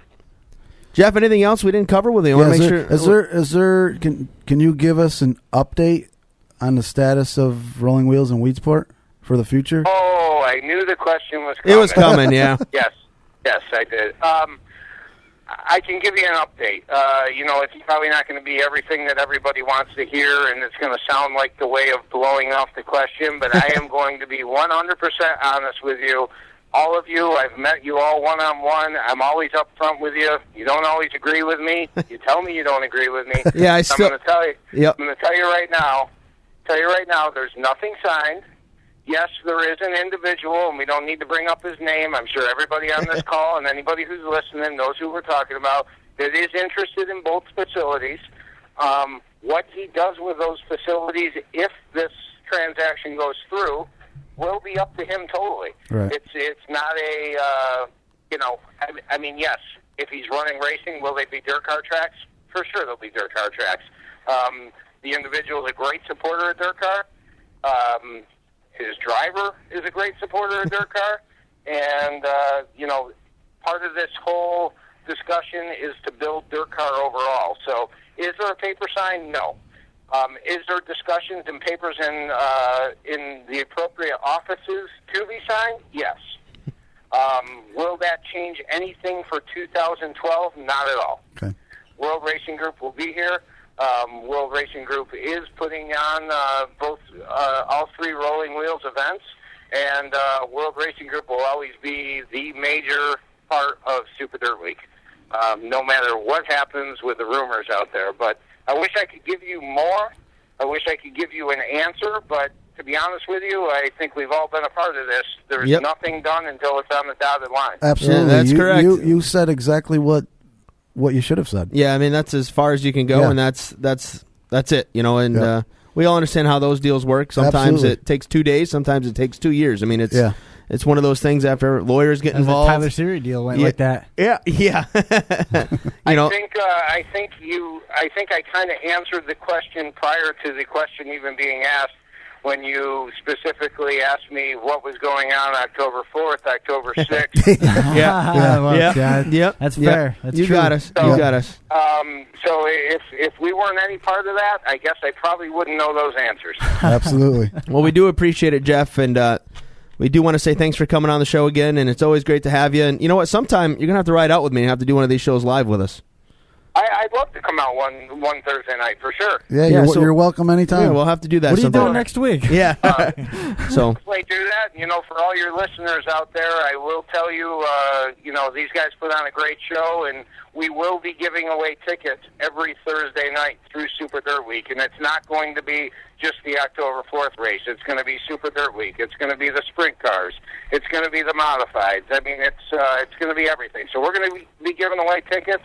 this is the place to listen. This is the place to win them. So make That's sure awesome. all you listeners out there are on there every Thursday night at 7:15. That's awesome. That's And we, awesome. we Thanks, look Jeff. forward to being at Super Dirt Week with the live show. I know we're all pumped about that, and we can't wait to get all the details worked out. And Actually, should be awesome. On the topic of that live show, I got a text from Jim while we were talking about it, and my phone was full, so I just went through and cleaned it out there, and it came through, and he is frantically texting me, "We're going to get it worked out. It's we just will figure it out. Yeah. At Super Dirt Week, we'll be there, and it's going to be fine. It's going to be awesome. So, again, thanks a lot, Jeff. We appreciate it. Yeah, thanks, man. All right, we'll talk to you soon, guys. Have a great night. You Thanks too. a lot. Later, Thanks, man. Jeff. Okay. All right, bye. So, do we have an answer yet on the Twitter? No, we do not have an answer yet. Let me ask you, have there been answers coming through? There's been no answers to come through. Not even an answer, whether it's right or wrong. Other than my wife. Nothing online? Nothing online either? No. Well, we wanted it on Twitter. We but wanted it on Twitter. I know, the but question if is, people are listening, they how may good throw is it out our cell phone reception? I'm getting okay. pretty regular updates. All right. My wife did answer the question correctly, and I told her she couldn't win. She's family. She's related to you. Yeah. She's a little perturbed. It's pretty sad that she got it and you couldn't earlier. Well, I didn't even bother. She operates the computer a little more. Okay. More quickly. All right. So that's the question again. Who was the first driver to break the 100 mile per hour mark on the mile? So who was the first average lap? So wait a minute. We have an answer. We have an answer. What do we got? Is it right? We have an answer. He answered actually twice. Is it correct? Well, is the first one correct? The first one is correct. Really? Wes Moody. Wes Moody is correct. Hence why it's called the Moody What's Mile. what's the person? A congratulations handle? goes out to @Gibbs12, Matt Guerreri from nice. Canandaigua Motorsports Park. Nice. All right. Nice. So, you know what? A driver listening in, a young driver at that, listening to the show, following on Twitter. He's actually very active on Twitter. So cool. So very cool. All right, there we go. There's one set of tickets. So and guess what? I assume, Rich, you're the one who handles the getting the name and all the info. Yeah, I will get all that. Jeff? Jeff requires name, address, and phone number, so Awesome. they can contact. So there's one, and now we've Cool. got to we got another set to give away. So do we want to go with the hard question? Or We do we got- want to go? we got another set tonight. We got two sets, right? We got one set. Oh, one Yeah, set for tonight. A pair of two. Pair of two. So we have two one sets. pair of two. One So pair of two. We have one pair of two. So he just won 2 tickets, and we're done for this. Matt week. Guerreri won isn't 2 a pair tickets, and That's what I'm A losing pair it, is man. two, listen. man. I don't know. I'm lost. When Mitch left, all the brains walked out of the so room. we have. So we've given away we got our nothing. So we've given away our ticket allotment for this we week. have given away our ticket allotment for this week. Next All week, right. Next week I we're will back be- at it. Can I just step in? Can I just Yeah, step I'm in with lost this? here, man. We have 2 tickets to give away, and the logic is giving away A pair we're of giving tickets. away a set of tickets so that person that wins can bring a friend. Okay, we're good. I was confused. You follow me now? I thought we had No, 4 he tickets, thought we had 2 two pair. pair. That's what I thought. and that was Not a pair that was of- my fault not a for pair of lack two. of communication. Yes, we 2 have pair. we have I know 2 pair in poker beats a pair. So. and that's why Bombas plays Okay, video we're poker good. so he doesn't mess it up. Man, I'm pair- sweating just trying to figure it out. A pair of two just totally lost me. we have fulfilled our allotment for the week. Matt Okay. Guerreri is the The opening winner. round So trivia follow us contest on winner. Twitter. You know what? Sometimes we can vary it up. We can put the question on Facebook. We can do and, that. and that's my thought is maybe next week we'll We'll go do Yeah, I live. think with next week you should do it on live. Facebook. Live. Yeah, I we'll won't. do a Facebook / live chat. Yep, so, I mean, we can look at times and whatnot for the postings. So all right. So next week, that way. maybe we'll go a little more difficult. So brush up on your history, folks. We got some good questions. You're throwing some at me, and I was like, I'm not even. Yeah. Well, I had to- some assistance. I had some assistance. Well, what From did I tell you What did I know tell you know where the assistance came from. Our the 31st lap historian, Doug Zupan. Yeah, I mean, He helped me out. My He first, said- my he goes- first thought: He goes, make it difficult. You and Zupi come up with something, don't make it too difficult Right. that we don't get an answer, but make it difficult. hard enough where. Well, I sent it to you guys, and not one of you knew it. No, you freaking twisted I knew me. it. I was wadded up. I all knew day it, and worried- that's where it came. The You Moody gotta- Mile came from. That's where it you came got to from. be making this tough on. You got to be making his head spin trying to ask him to come up with a question for Super Dirt Week because no matter what question he comes up with, the answer's not going to be Richie Evans. Yeah, I know. His head's got to explode. No, Well, don't worry. There's other stuff that you can get into. The though. thing is, I think we're going to keep this strictly to a Super Dirt Week trivia. Yeah, Yes. yeah. So As it should be. So those of you that are sitting listening, or you're gonna tell your buddies you're gonna listen to this tomorrow, bone up on your Super Dirt Week Super trivia. Dirt Week trivia. That's correct. And don't Super bone Dirt up Week on or your even winners. just Syracuse. Yeah. Yeah, don't. Yeah, it's not going to be just Super Dirt. It's not Week. going to be just winners. There'll be some No, other there's stuff, gonna but be there'll be some some winners. obscure- Yeah, like today was a little. I mean, again, I knew the answer, but I knew the story. Right. behind. Obviously, obviously it's out there because within 30 seconds of Somebody you asking the question, somebody had an answer. My wife had an answer, so I know she bounced that out on the the internet real quick. So. Oh yeah, you can look. I think that's where all all that stuff. I think that's where all the live chatters went. They hit Google. I'm waiting to see if anybody comes. How back. many have we had online consistently tonight? We just clicked off number 9. You got to remember that we are one of those, so we're looking at 8. Which last week we hovered between 7 and 8, and we ended up pulling number 1 numbers. Yeah. So hey, we're the thing that we got tonight too is again we have the Super Dirt Car Series race at Lebanon Valley. She's still pissed that she can't win it. Hey. And it's sorry. And that's would she rather be pissed off or pissed on? Well, you know what? You could ask her that question, but I'm pretty sure she'd knock one of your front. I wouldn't like that. I would. Yeah. She might knock one of your front teeth out, John. She doesn't know me. I'll introduce you. We digress quickly here. I've got beat up like 3 times on the live chat through the course of the night. There's one gentleman who has been very, very, very honest with what he thought, and he's made some very good points. And what do you say? We suck? What's he got? Let's address him. No, I don't mind hearing it, but we got another guest we got to get on, right? Yeah, we got. we do? We got more stuff. Oh, yeah, we got one more, and this guy's a little wild. Yeah, this is a little crazy. This is Chris Morena from. He's worked at Disney. He's working at Myrtle Beach Speedway. He's a stunt driver for Screen Actor Guild. He's done time in Hollywood, and he was at the Thrill Show last night at the Fulton Speedway, and we got talking, and I've got a couple GoPros, those in-car cameras, and we mounted it to the roll bar of the 1994 Chevy Caprice that he did the corkscrew dive with. Nice. And I've got the footage of it. And while he goes and gets that, I suppose now's as good a time as any because show it? Yeah, I was toying with the idea. Here we go. Everybody at home, take a look at this. What happened to the ideas that you said the gentleman online had? Well, we're going to get back to those after we're done with the interviews. One of them was you guys belabor points to the point where they're dead and everybody stops listening. That's why your numbers keep going down.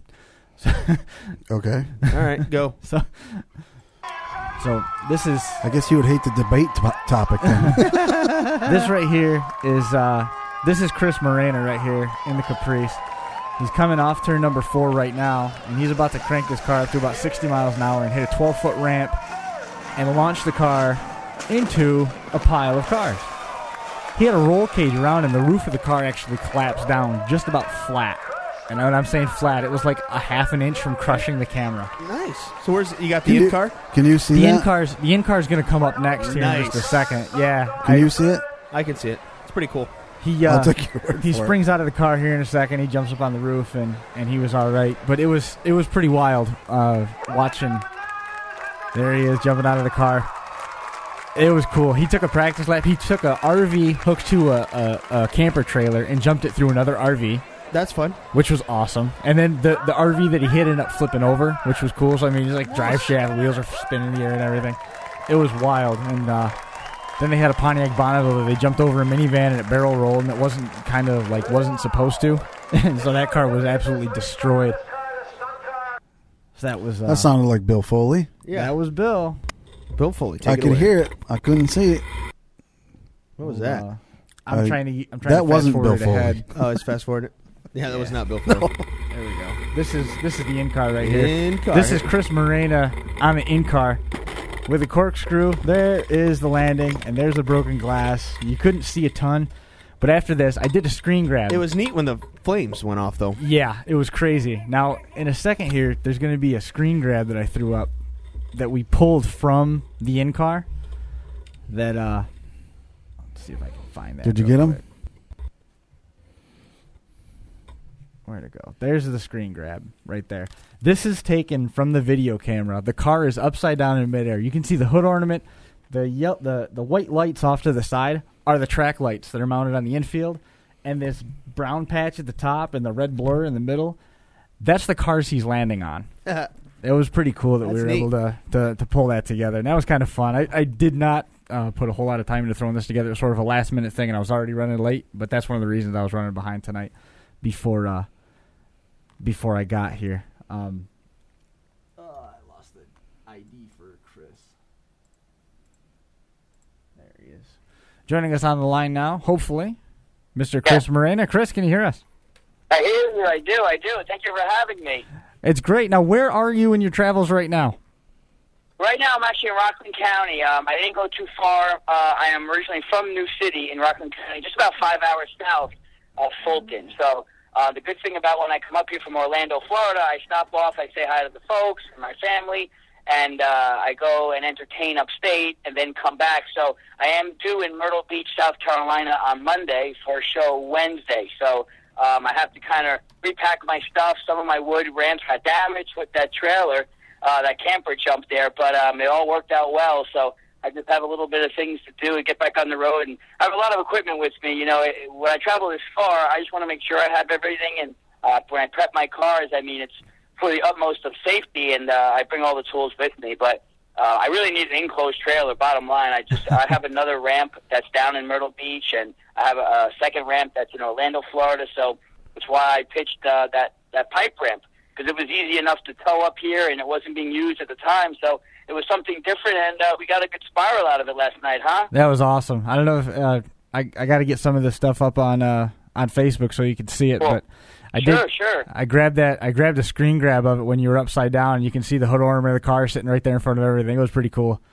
That's I've seen a couple of photos, and everyone understands, you know, and I told them about Facebook, about Fulton, especially having a Facebook page and, like it and put your stuff on there. And then I even told, Corey Reed, listen, if you want to ask for the fun in the year, next year, what people want to see as far as stunts and if it's doable and, just to get the job out there and make people happy. I mean, it was great feedback. And again, I appreciate you guys having me on just to talk about that, Well, tell us a little bit about Fulton, your experience over there, and then tell us a little bit more about what you've done. I mean, working in down with Disney in Florida and out in Hollywood. To sum up how I even got to Fulton, I actually worked 2 years ago when Corey Reed was working over at Cayuga County Fairground in Weedsport.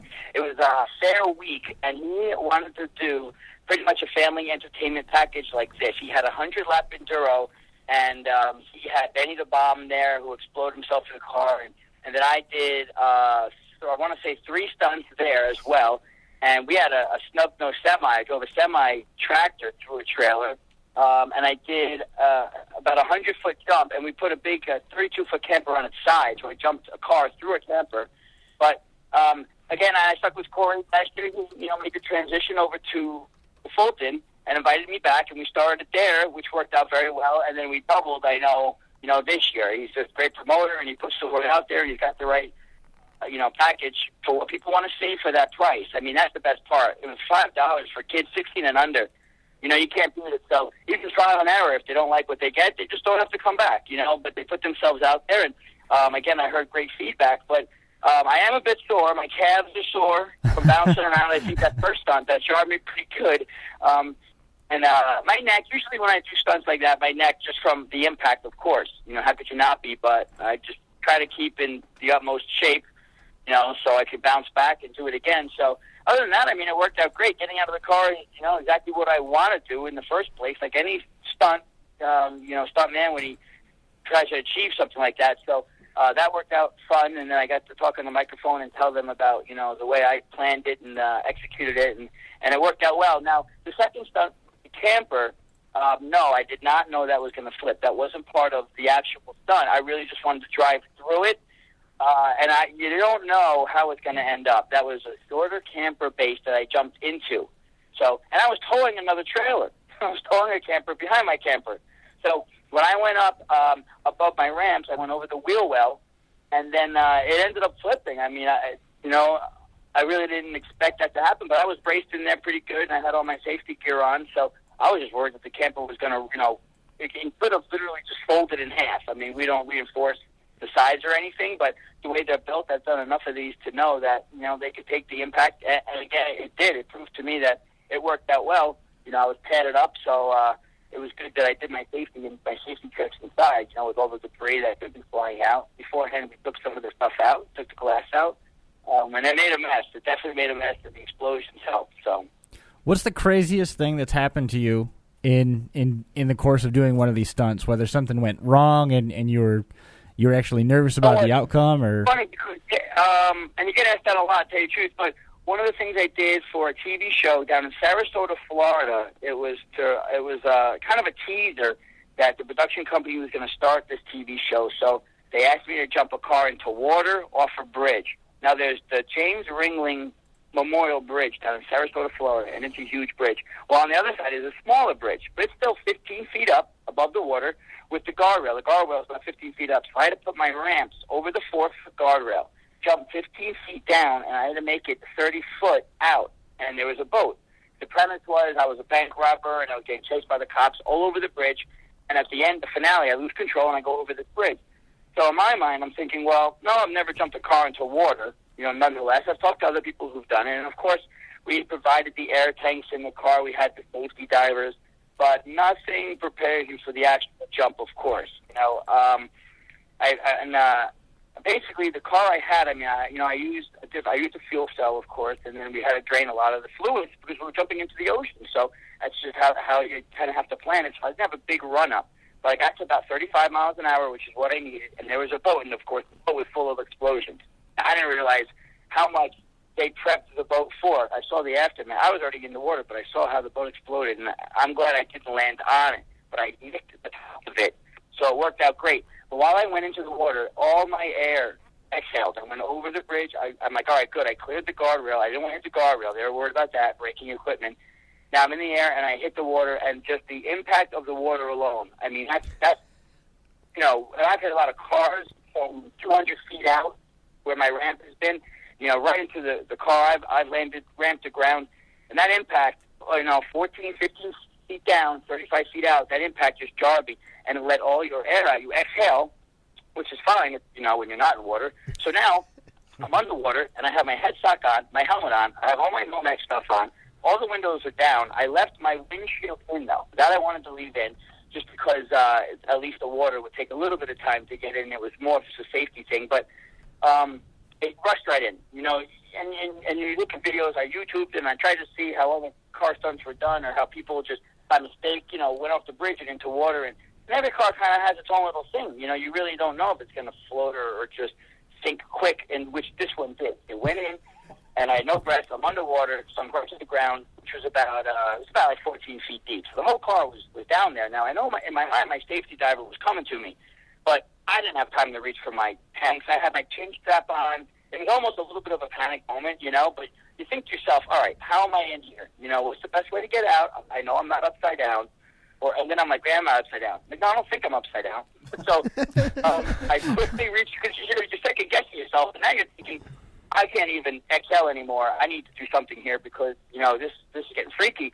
So I quickly undid my belts, and I just literally got out the driver's window. I didn't open my eyes. I didn't want to because I thought that would panic me a little more for some reason. And so I believe my shield was down at the time, but I went and I just thought to myself, listen, get out, however you put yourself in here, figure out the opposite way. So I kind of swam up. The good thing was, I was buoyant enough to just undo my belt and float up to the top of the car and feel my way to the window, which was right there. So I kind of just went up, and then I knew, I was like, okay, good, now I'm going up. Now I'm like, where is the top of this water? It felt like it took forever, I mean, in reality, again, I was no more than 14 feet down. But it's like, oh, where is the top? So I reached the top. My safety diver was right there. He was on top of me. He did a great job. And my helmet, once the water came out of my helmet, I go, good, this job is done. I said, that was just one stunt. That was, I would do it a little different next time. I'd be prepared, as much as prepared as I could be. But this time being the first time, that to me was one of those uh-oh moments. Now, I didn't get hurt at all. There was nothing like that for this jump. But, no, that was freaky, and then I realized the windshield caved in. My safety diver, he ended up getting stitches in his hand because they closed down the whole bridge, and they had to have a crane get the car out of the water. But the big injury of the day was him reaching in with the tow strap to put the strap through the driver window to the passenger window, and he ended up slicing his knuckles on the windshield. So I felt so bad about that. I was already kind of undressing and gathering my wits about me again, and I saw him come up. I'm like, what did you do, man? We just finished all the dangerous stuff, So they had to bring him to the hospital. He got sewn up, but he met us for dinner after. Yeah, that was pretty freaky. When you see the bridge and you see what you have to do, and you say, okay, I'll make it work. Then you have, then you really got to make it work. So it looks great on video. There's a bunch of good still photos. Because again, on the boat that exploded, a friend of mine who was a stuntman in the land, but was jumping. He was a fisherman, and he jumped off the boat. His cue was when he sees my car hit the ramps to jump. So they've got him in midair, me in midair, and then after I land, the explosion goes off. So it was a great take, and the production company was happy. The stunt coordinator who hired me was happy. That's the goal, you know, when you do a job like that. Just like doing live shows, the goal is to make the promoter happy, of course. I mean, I'm there. I might be my own business, and I'm in control of what I'm doing. But, you know, you're getting hired for a job, and it's always, it puts you to your skill level, and it's great that I have, 20 years going in now. Not 20 years fully of doing stunts like this, but when you start off low on the totem pole, back in '96, just a quick history. Back in '96, when I really started traveling with the Thrill Show, we worked for Toyota Hollywood Stunt Show, based out of Tampa, Florida. They became Ford Hollywood Stunt Show in 2000. I met Tim Chitwood, came over from the Chitwood crew, and he had worked on that show, so I got to work with him and some other guys. But again, I was in '96, '97, '98. I kind of was washing the cars. I did the Slide for Life, where you jump off the bumper through the flaming pool of gasoline, and I stay on top of the car called Roman Riders. You hold on to a rack on top of the car. They go over ramps, bumper to bumper, and then I started to do some of the car rolls. Late '90s, I did the car rolls, the dive bomber. Now we're doing 60 to 80 shows within 3 months, 4 months. We traveled. We did in Springfield, Massachusetts, which is a big fair, and it was the Grenos from about May to October. So I did that for 9 years. I ended in 2004. By the time I ended, 9 years later, I got my CDL, Class A, I drove back to trailer.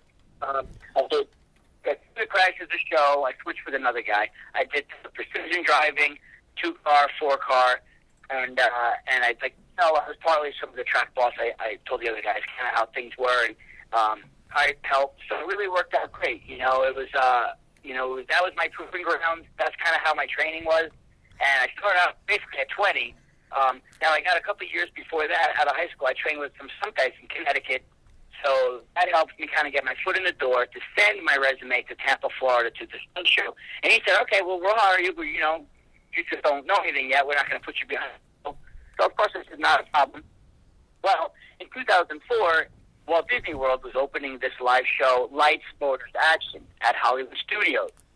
So it really was good timing. I'm very blessed that it happened in this order. I ended up auditioning for that show.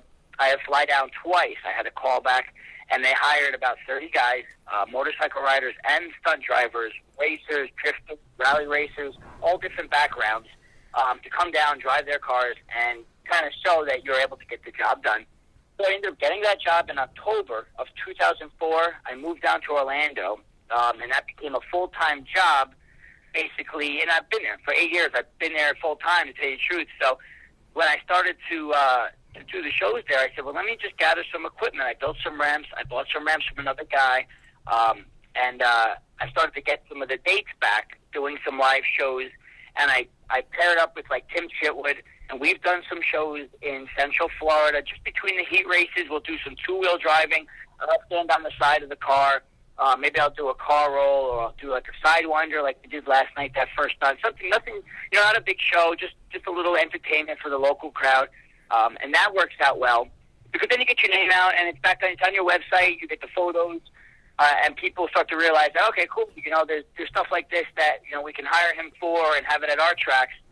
So, again, 3 years ago, Corey had found out my name from Mike Parati in Airborne Speedway. I did a truck jump at Airborne Speedway about 4 years ago, and I jumped 196 feet over 2 tractor trailers, 2 flatbed tractor trailers, and 10 cars. And I was really supposed to land in my 10 cars, to tell you the truth. I went over everything. It took 800 pounds of steel I-beam in the back of the pickup truck. Because we weighed it out. We didn't want it to nose in, as heavy as it was. Now, I had my cage in there. We had fabricated cage, and those guys did a great job at Airborne. Mike, was behind it all.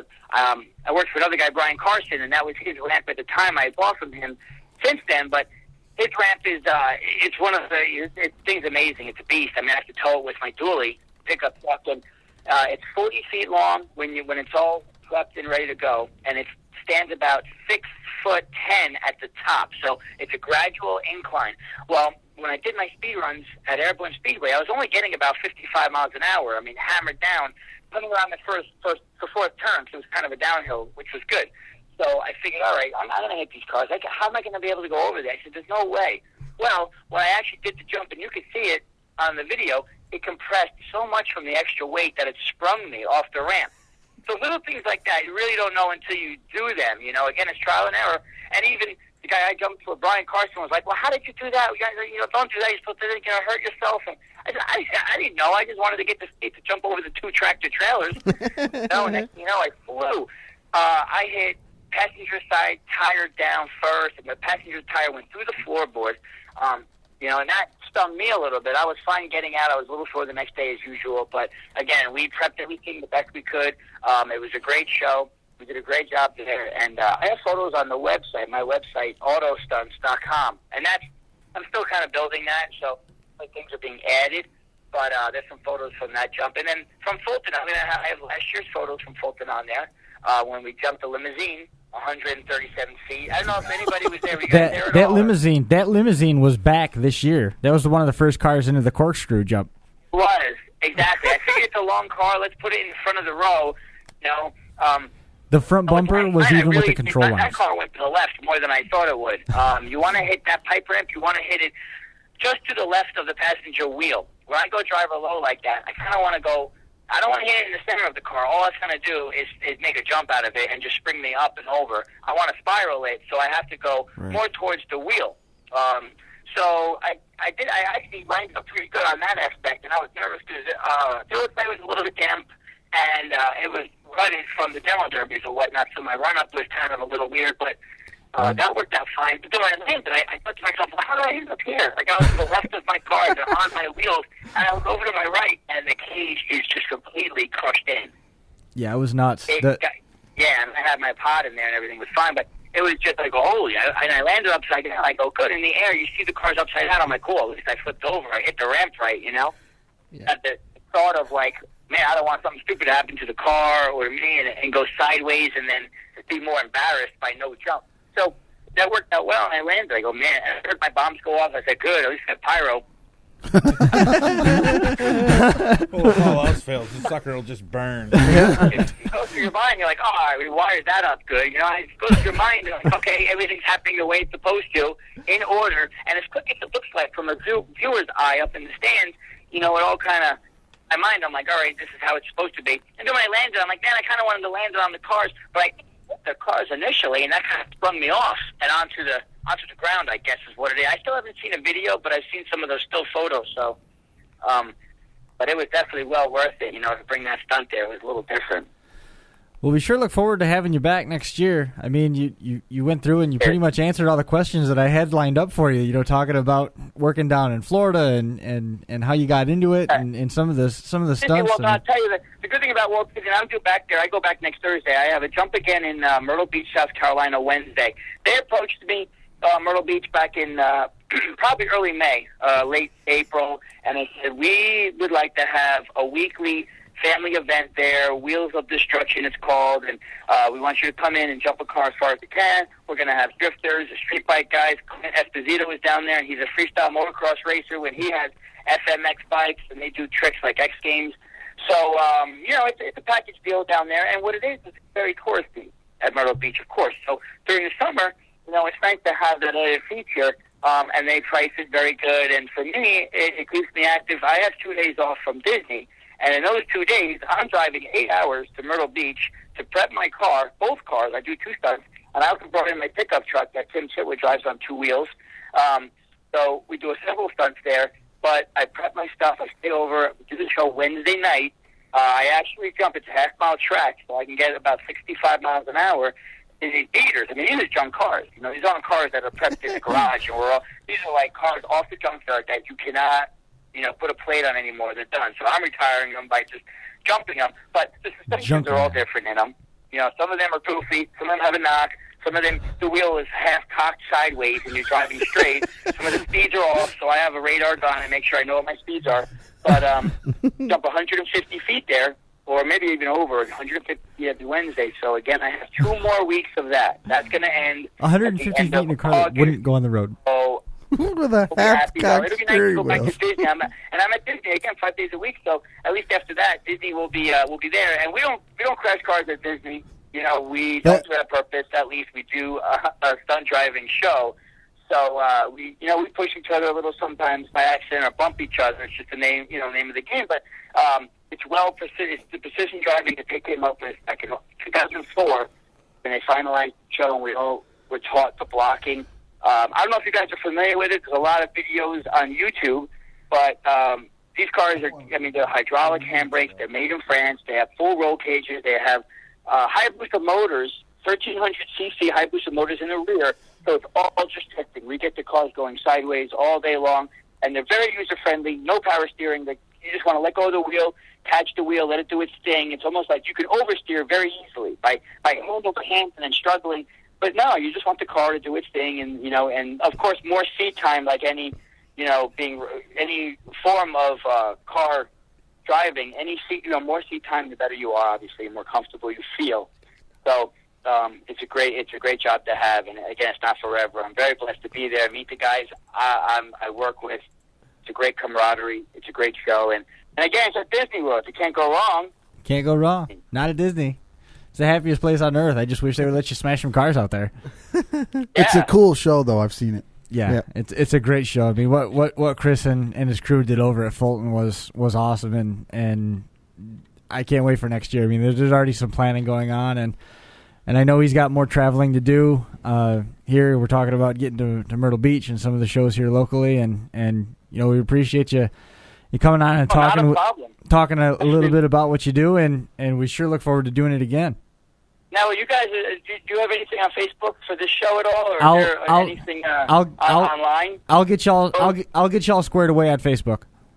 Do that. No, that'd be great. Not a problem. And then if I'm ever up your way again, you guys have to come out and check things out. You never know. Every year there's some different gigs that I have. And it's kind of an individual package. I just go where I'm asked, depending where it is, and if we could set something up somewhere, which is nice. But again, if you guys ever want to pick my brain or see what's going on, please, you have my number. Let me know. I'll be around if you're at Disney. Check out the cars. You gotta see it. I'm not there forever, but or the show's not there forever too. But it's been great. And I thank you guys for having me on and being there last night and supporting us at Fulton. Corey Reed does a great job. Well, we sure appreciate it, and we'll definitely be in touch, and we'll see what we can do about putting together a two-seater so we can send Rich through one of these jumps with you. I'm in. Some gloves and a helmet, you'll be fine. I've got it all. I had a brief race. It's going to have to be a full-size car. It can't be no Honda Civic. He ain't going to fit in it. Listen, I had a brief racing career that ran very parallel to a stunt driver. I'm in. Anytime you're up this way, I'll jump in and crash, jump, whatever you want to do. Awesome, man. I like it. Hey, that's good to hear. Well, thanks again. We sure appreciate it, and I'll get a hold of you. I'll get y'all set up through Facebook. We appreciate it. Please do. Thanks so much, guys. Thank you. Thank you. Have a good one, man. All right, yeah. And there goes SGA stunt driver That Chris stunt Morena. show at Disney Hollywood Studios pretty good, right? is awesome. That's awesome. What the hell did you just sign me up for? You're jumping off a bridge. You're jumping into the water. But this one's the Golden Gate Bridge. Yeah. We're going big. Yeah. What's the worst that could happen? And the water's only 10 feet deep. So, dude, that's impressive. It can't be any worse than what Scott Benedict wanted me to do last week. Oh my god! Let me just. Did you catch the thought process that went through his head when he's at the bottom of 14 feet of water? Listen. In a roll Listen. Yeah, What I'm but going to no tell air you in his lungs. No air. What I'm going to tell you. You got to just do it backwards on how you got into this. Yeah, what I'm going to tell you is that seemed like a very long thought process. There was no thought into that. That was just like nuts. I said. There was panic mode. Get me out of here. You want me to do what? Yeah, exactly. Forget the air tank. Just get me out of here. No thanks. I wanted to I'm not interested either. No, I wanted to ask him, is there any stunt that you wouldn't do? But I figured, you know what? It's not worth it. No, because after you do that, I don't think there's anything you wouldn't do. No. You take it. I put a picture up. I don't know if you saw it. I'm pretty sure it's the same one from down there. He was in a Lincoln or a Cadillac jumping off of this bridge with a boat in the background. And a Cadillac, it'll float like a stone. Yeah. When you put a roll cage in and everything, now he's at the bottom of the water. He's like, "No, I got to do this. I got to do that." Although, yeah. I will say, if I had a choice between this or the other, I would do what he did before I would jump out of a parachute or out of a plane without a parachute, like Travis Pastrana did. Yeah. That's nuts. Jump out of a plane Travis Without a Pastrana parachute. jumped out of a plane without a parachute. That's called nuts. You ever see the video of that? No. How high up was he? Oh, it was 15 feet. thousands of feet up in the air. How did he jumped land out of then? a plane? The plane was on the Another tarmac. guy jumped out after him Right. with the parachute. Caught him, And then down, like after they dropped so many thousand feet, they came together, and he put it on. and the other guy had the parachute. And He No put a thanks. parachute so, on. but he left Well, the he's plane free without falling. a parachute. Not a chance. And the guy with the parachute was not attached to him. Not they a were chance. separated. Not a chance. No, I wouldn't jump out of a plane. I probably wouldn't. I don't think jump I'd in jump out of water. the plane with the parachute. I don't wouldn't think jump I out would. of No, water. me I neither. probably Listen. wouldn't barrel roll a car. I'm pretty sure I'm not jumping out of the plane, even if they got that neat little blow up ramp that comes out Yeah, the door. yeah. No, Krista not and I have happening. talked about this. I would love to be able to feel the free Speed of falling it? Yeah, aspect of jumping out of a plane, but my fear of heights, I would never No go up way. there. I would have to have like 1,000-pound block tied to me to pull me out of that plane because I am not jumping. Or one size 13 to the They're back gonna side have of your ass. They're gonna have to shove that block out the door, and it's gonna yank me out. Not going to work so well with the parachute, though. No, it won't. Yeah, that 1,000-pound block. That'll That'll get you I down in can a see hurry. John trying to cut the rope. Don't worry about what he had planned for tomorrow. Yeah. Well, I wanted to ask Chris while he was on, how far does a guy like that book out? I mean, He does 80 shows. He in the does summer. 80 He just- shows, but- it's not. I mean, think about it. It's not hard for him to book. The booking startup it, cost, but how many does he actually make it to? all of them. I mean, mean, Jesus. you should see the apparatus, the way that this car was set up, and I didn't post the pictures of it. I got it. They're on Facebook on Smash He Empire said Film. he said he saw it. It's a good thing he ain't got to do one today. Well, they got this whole thing that they basically they gut the car and they bolt this apparatus in. It's got the roll cage and everything. After the stunt, the fire crew was there and they just cut the roof off the car. They unbolted what they needed. It went back into the trailer and off to the next one they went. They lived the carnage there. That's impressive. It's kind of, I mean, dare I say, it's a kind of a turnkey operation. You put your stuff in and go. That bridge I mean, there's story more was to it than that, but Yeah. the bridge story was something. That was awesome. Once again, we're pretty much at the end of this. We're done. Yeah. We're late. Do you We want gave a away- fantasy league update? All I want to know is where I'm at. I'm in the top 15. I was. You think you were in the top 10 I was moving up at there. one point. This is as of August 10th through race 71. We've now had 73 races. All right, so where am I? You haven't kept that up Right yet? now, I'm You're leading because you're I'm a cheater. back out front again. The last update, I was not. I was second.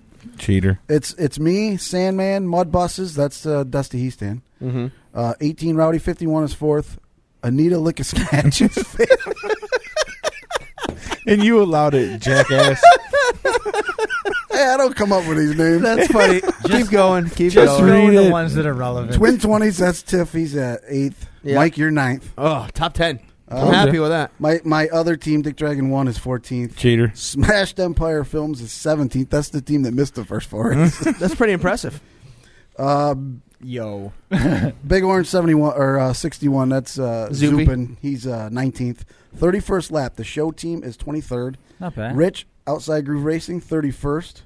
Look at that. Oh, you're gonna win a Dino- spot. He's I gonna get win a to come spot to on the the show. Lucky me, I'm sending Slover That would instead. be freaking funny. If he finished 31st. Dino Lucas Oil ESS. He is 58th. Ooh, he took a header. Imperial Death March. That is your team. Yeah, that's You Yeah, suck. not so good. yeah. You suck. I'm not doing well. 74th. Well played. You suck. I'm Well not doing played. well. Well played. The leading celebrity team is Brian Weaver. His team, Dreams team, is 46. Not bad.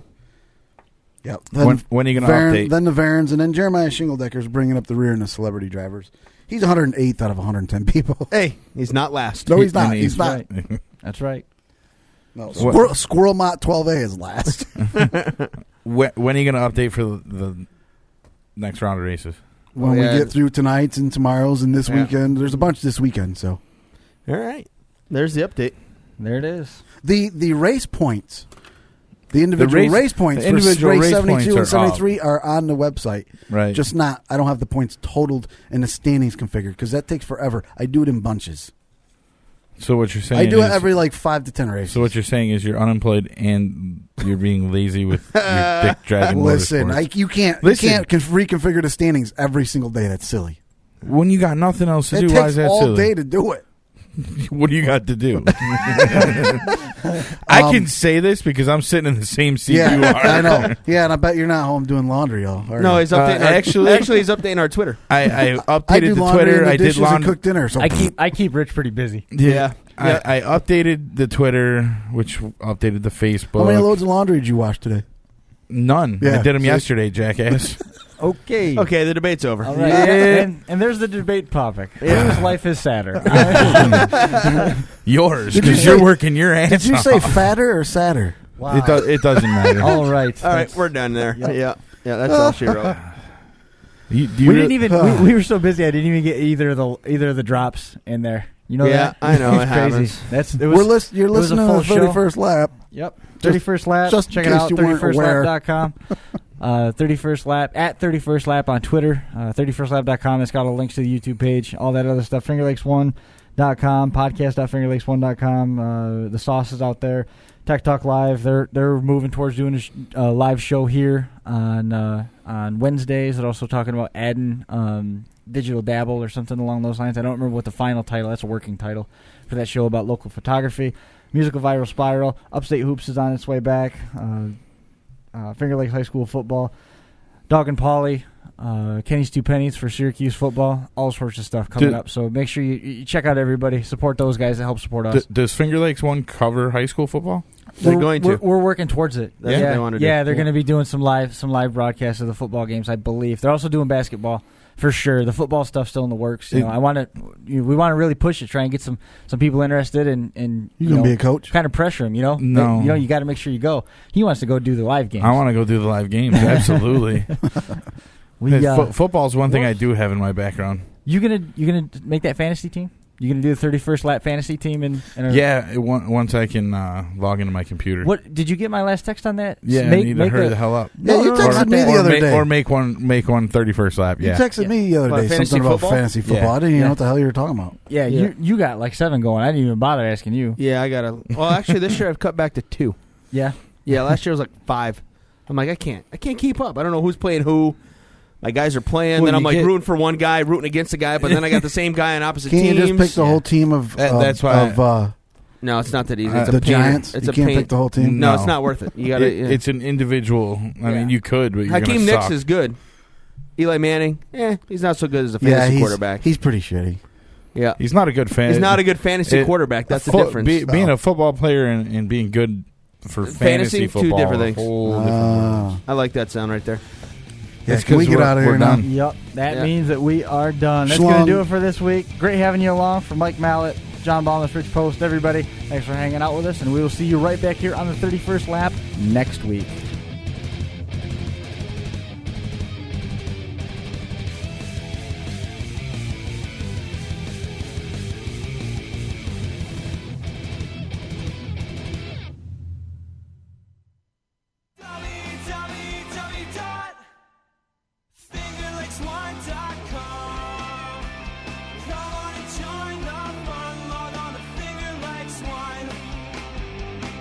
www.fingerlakes1.com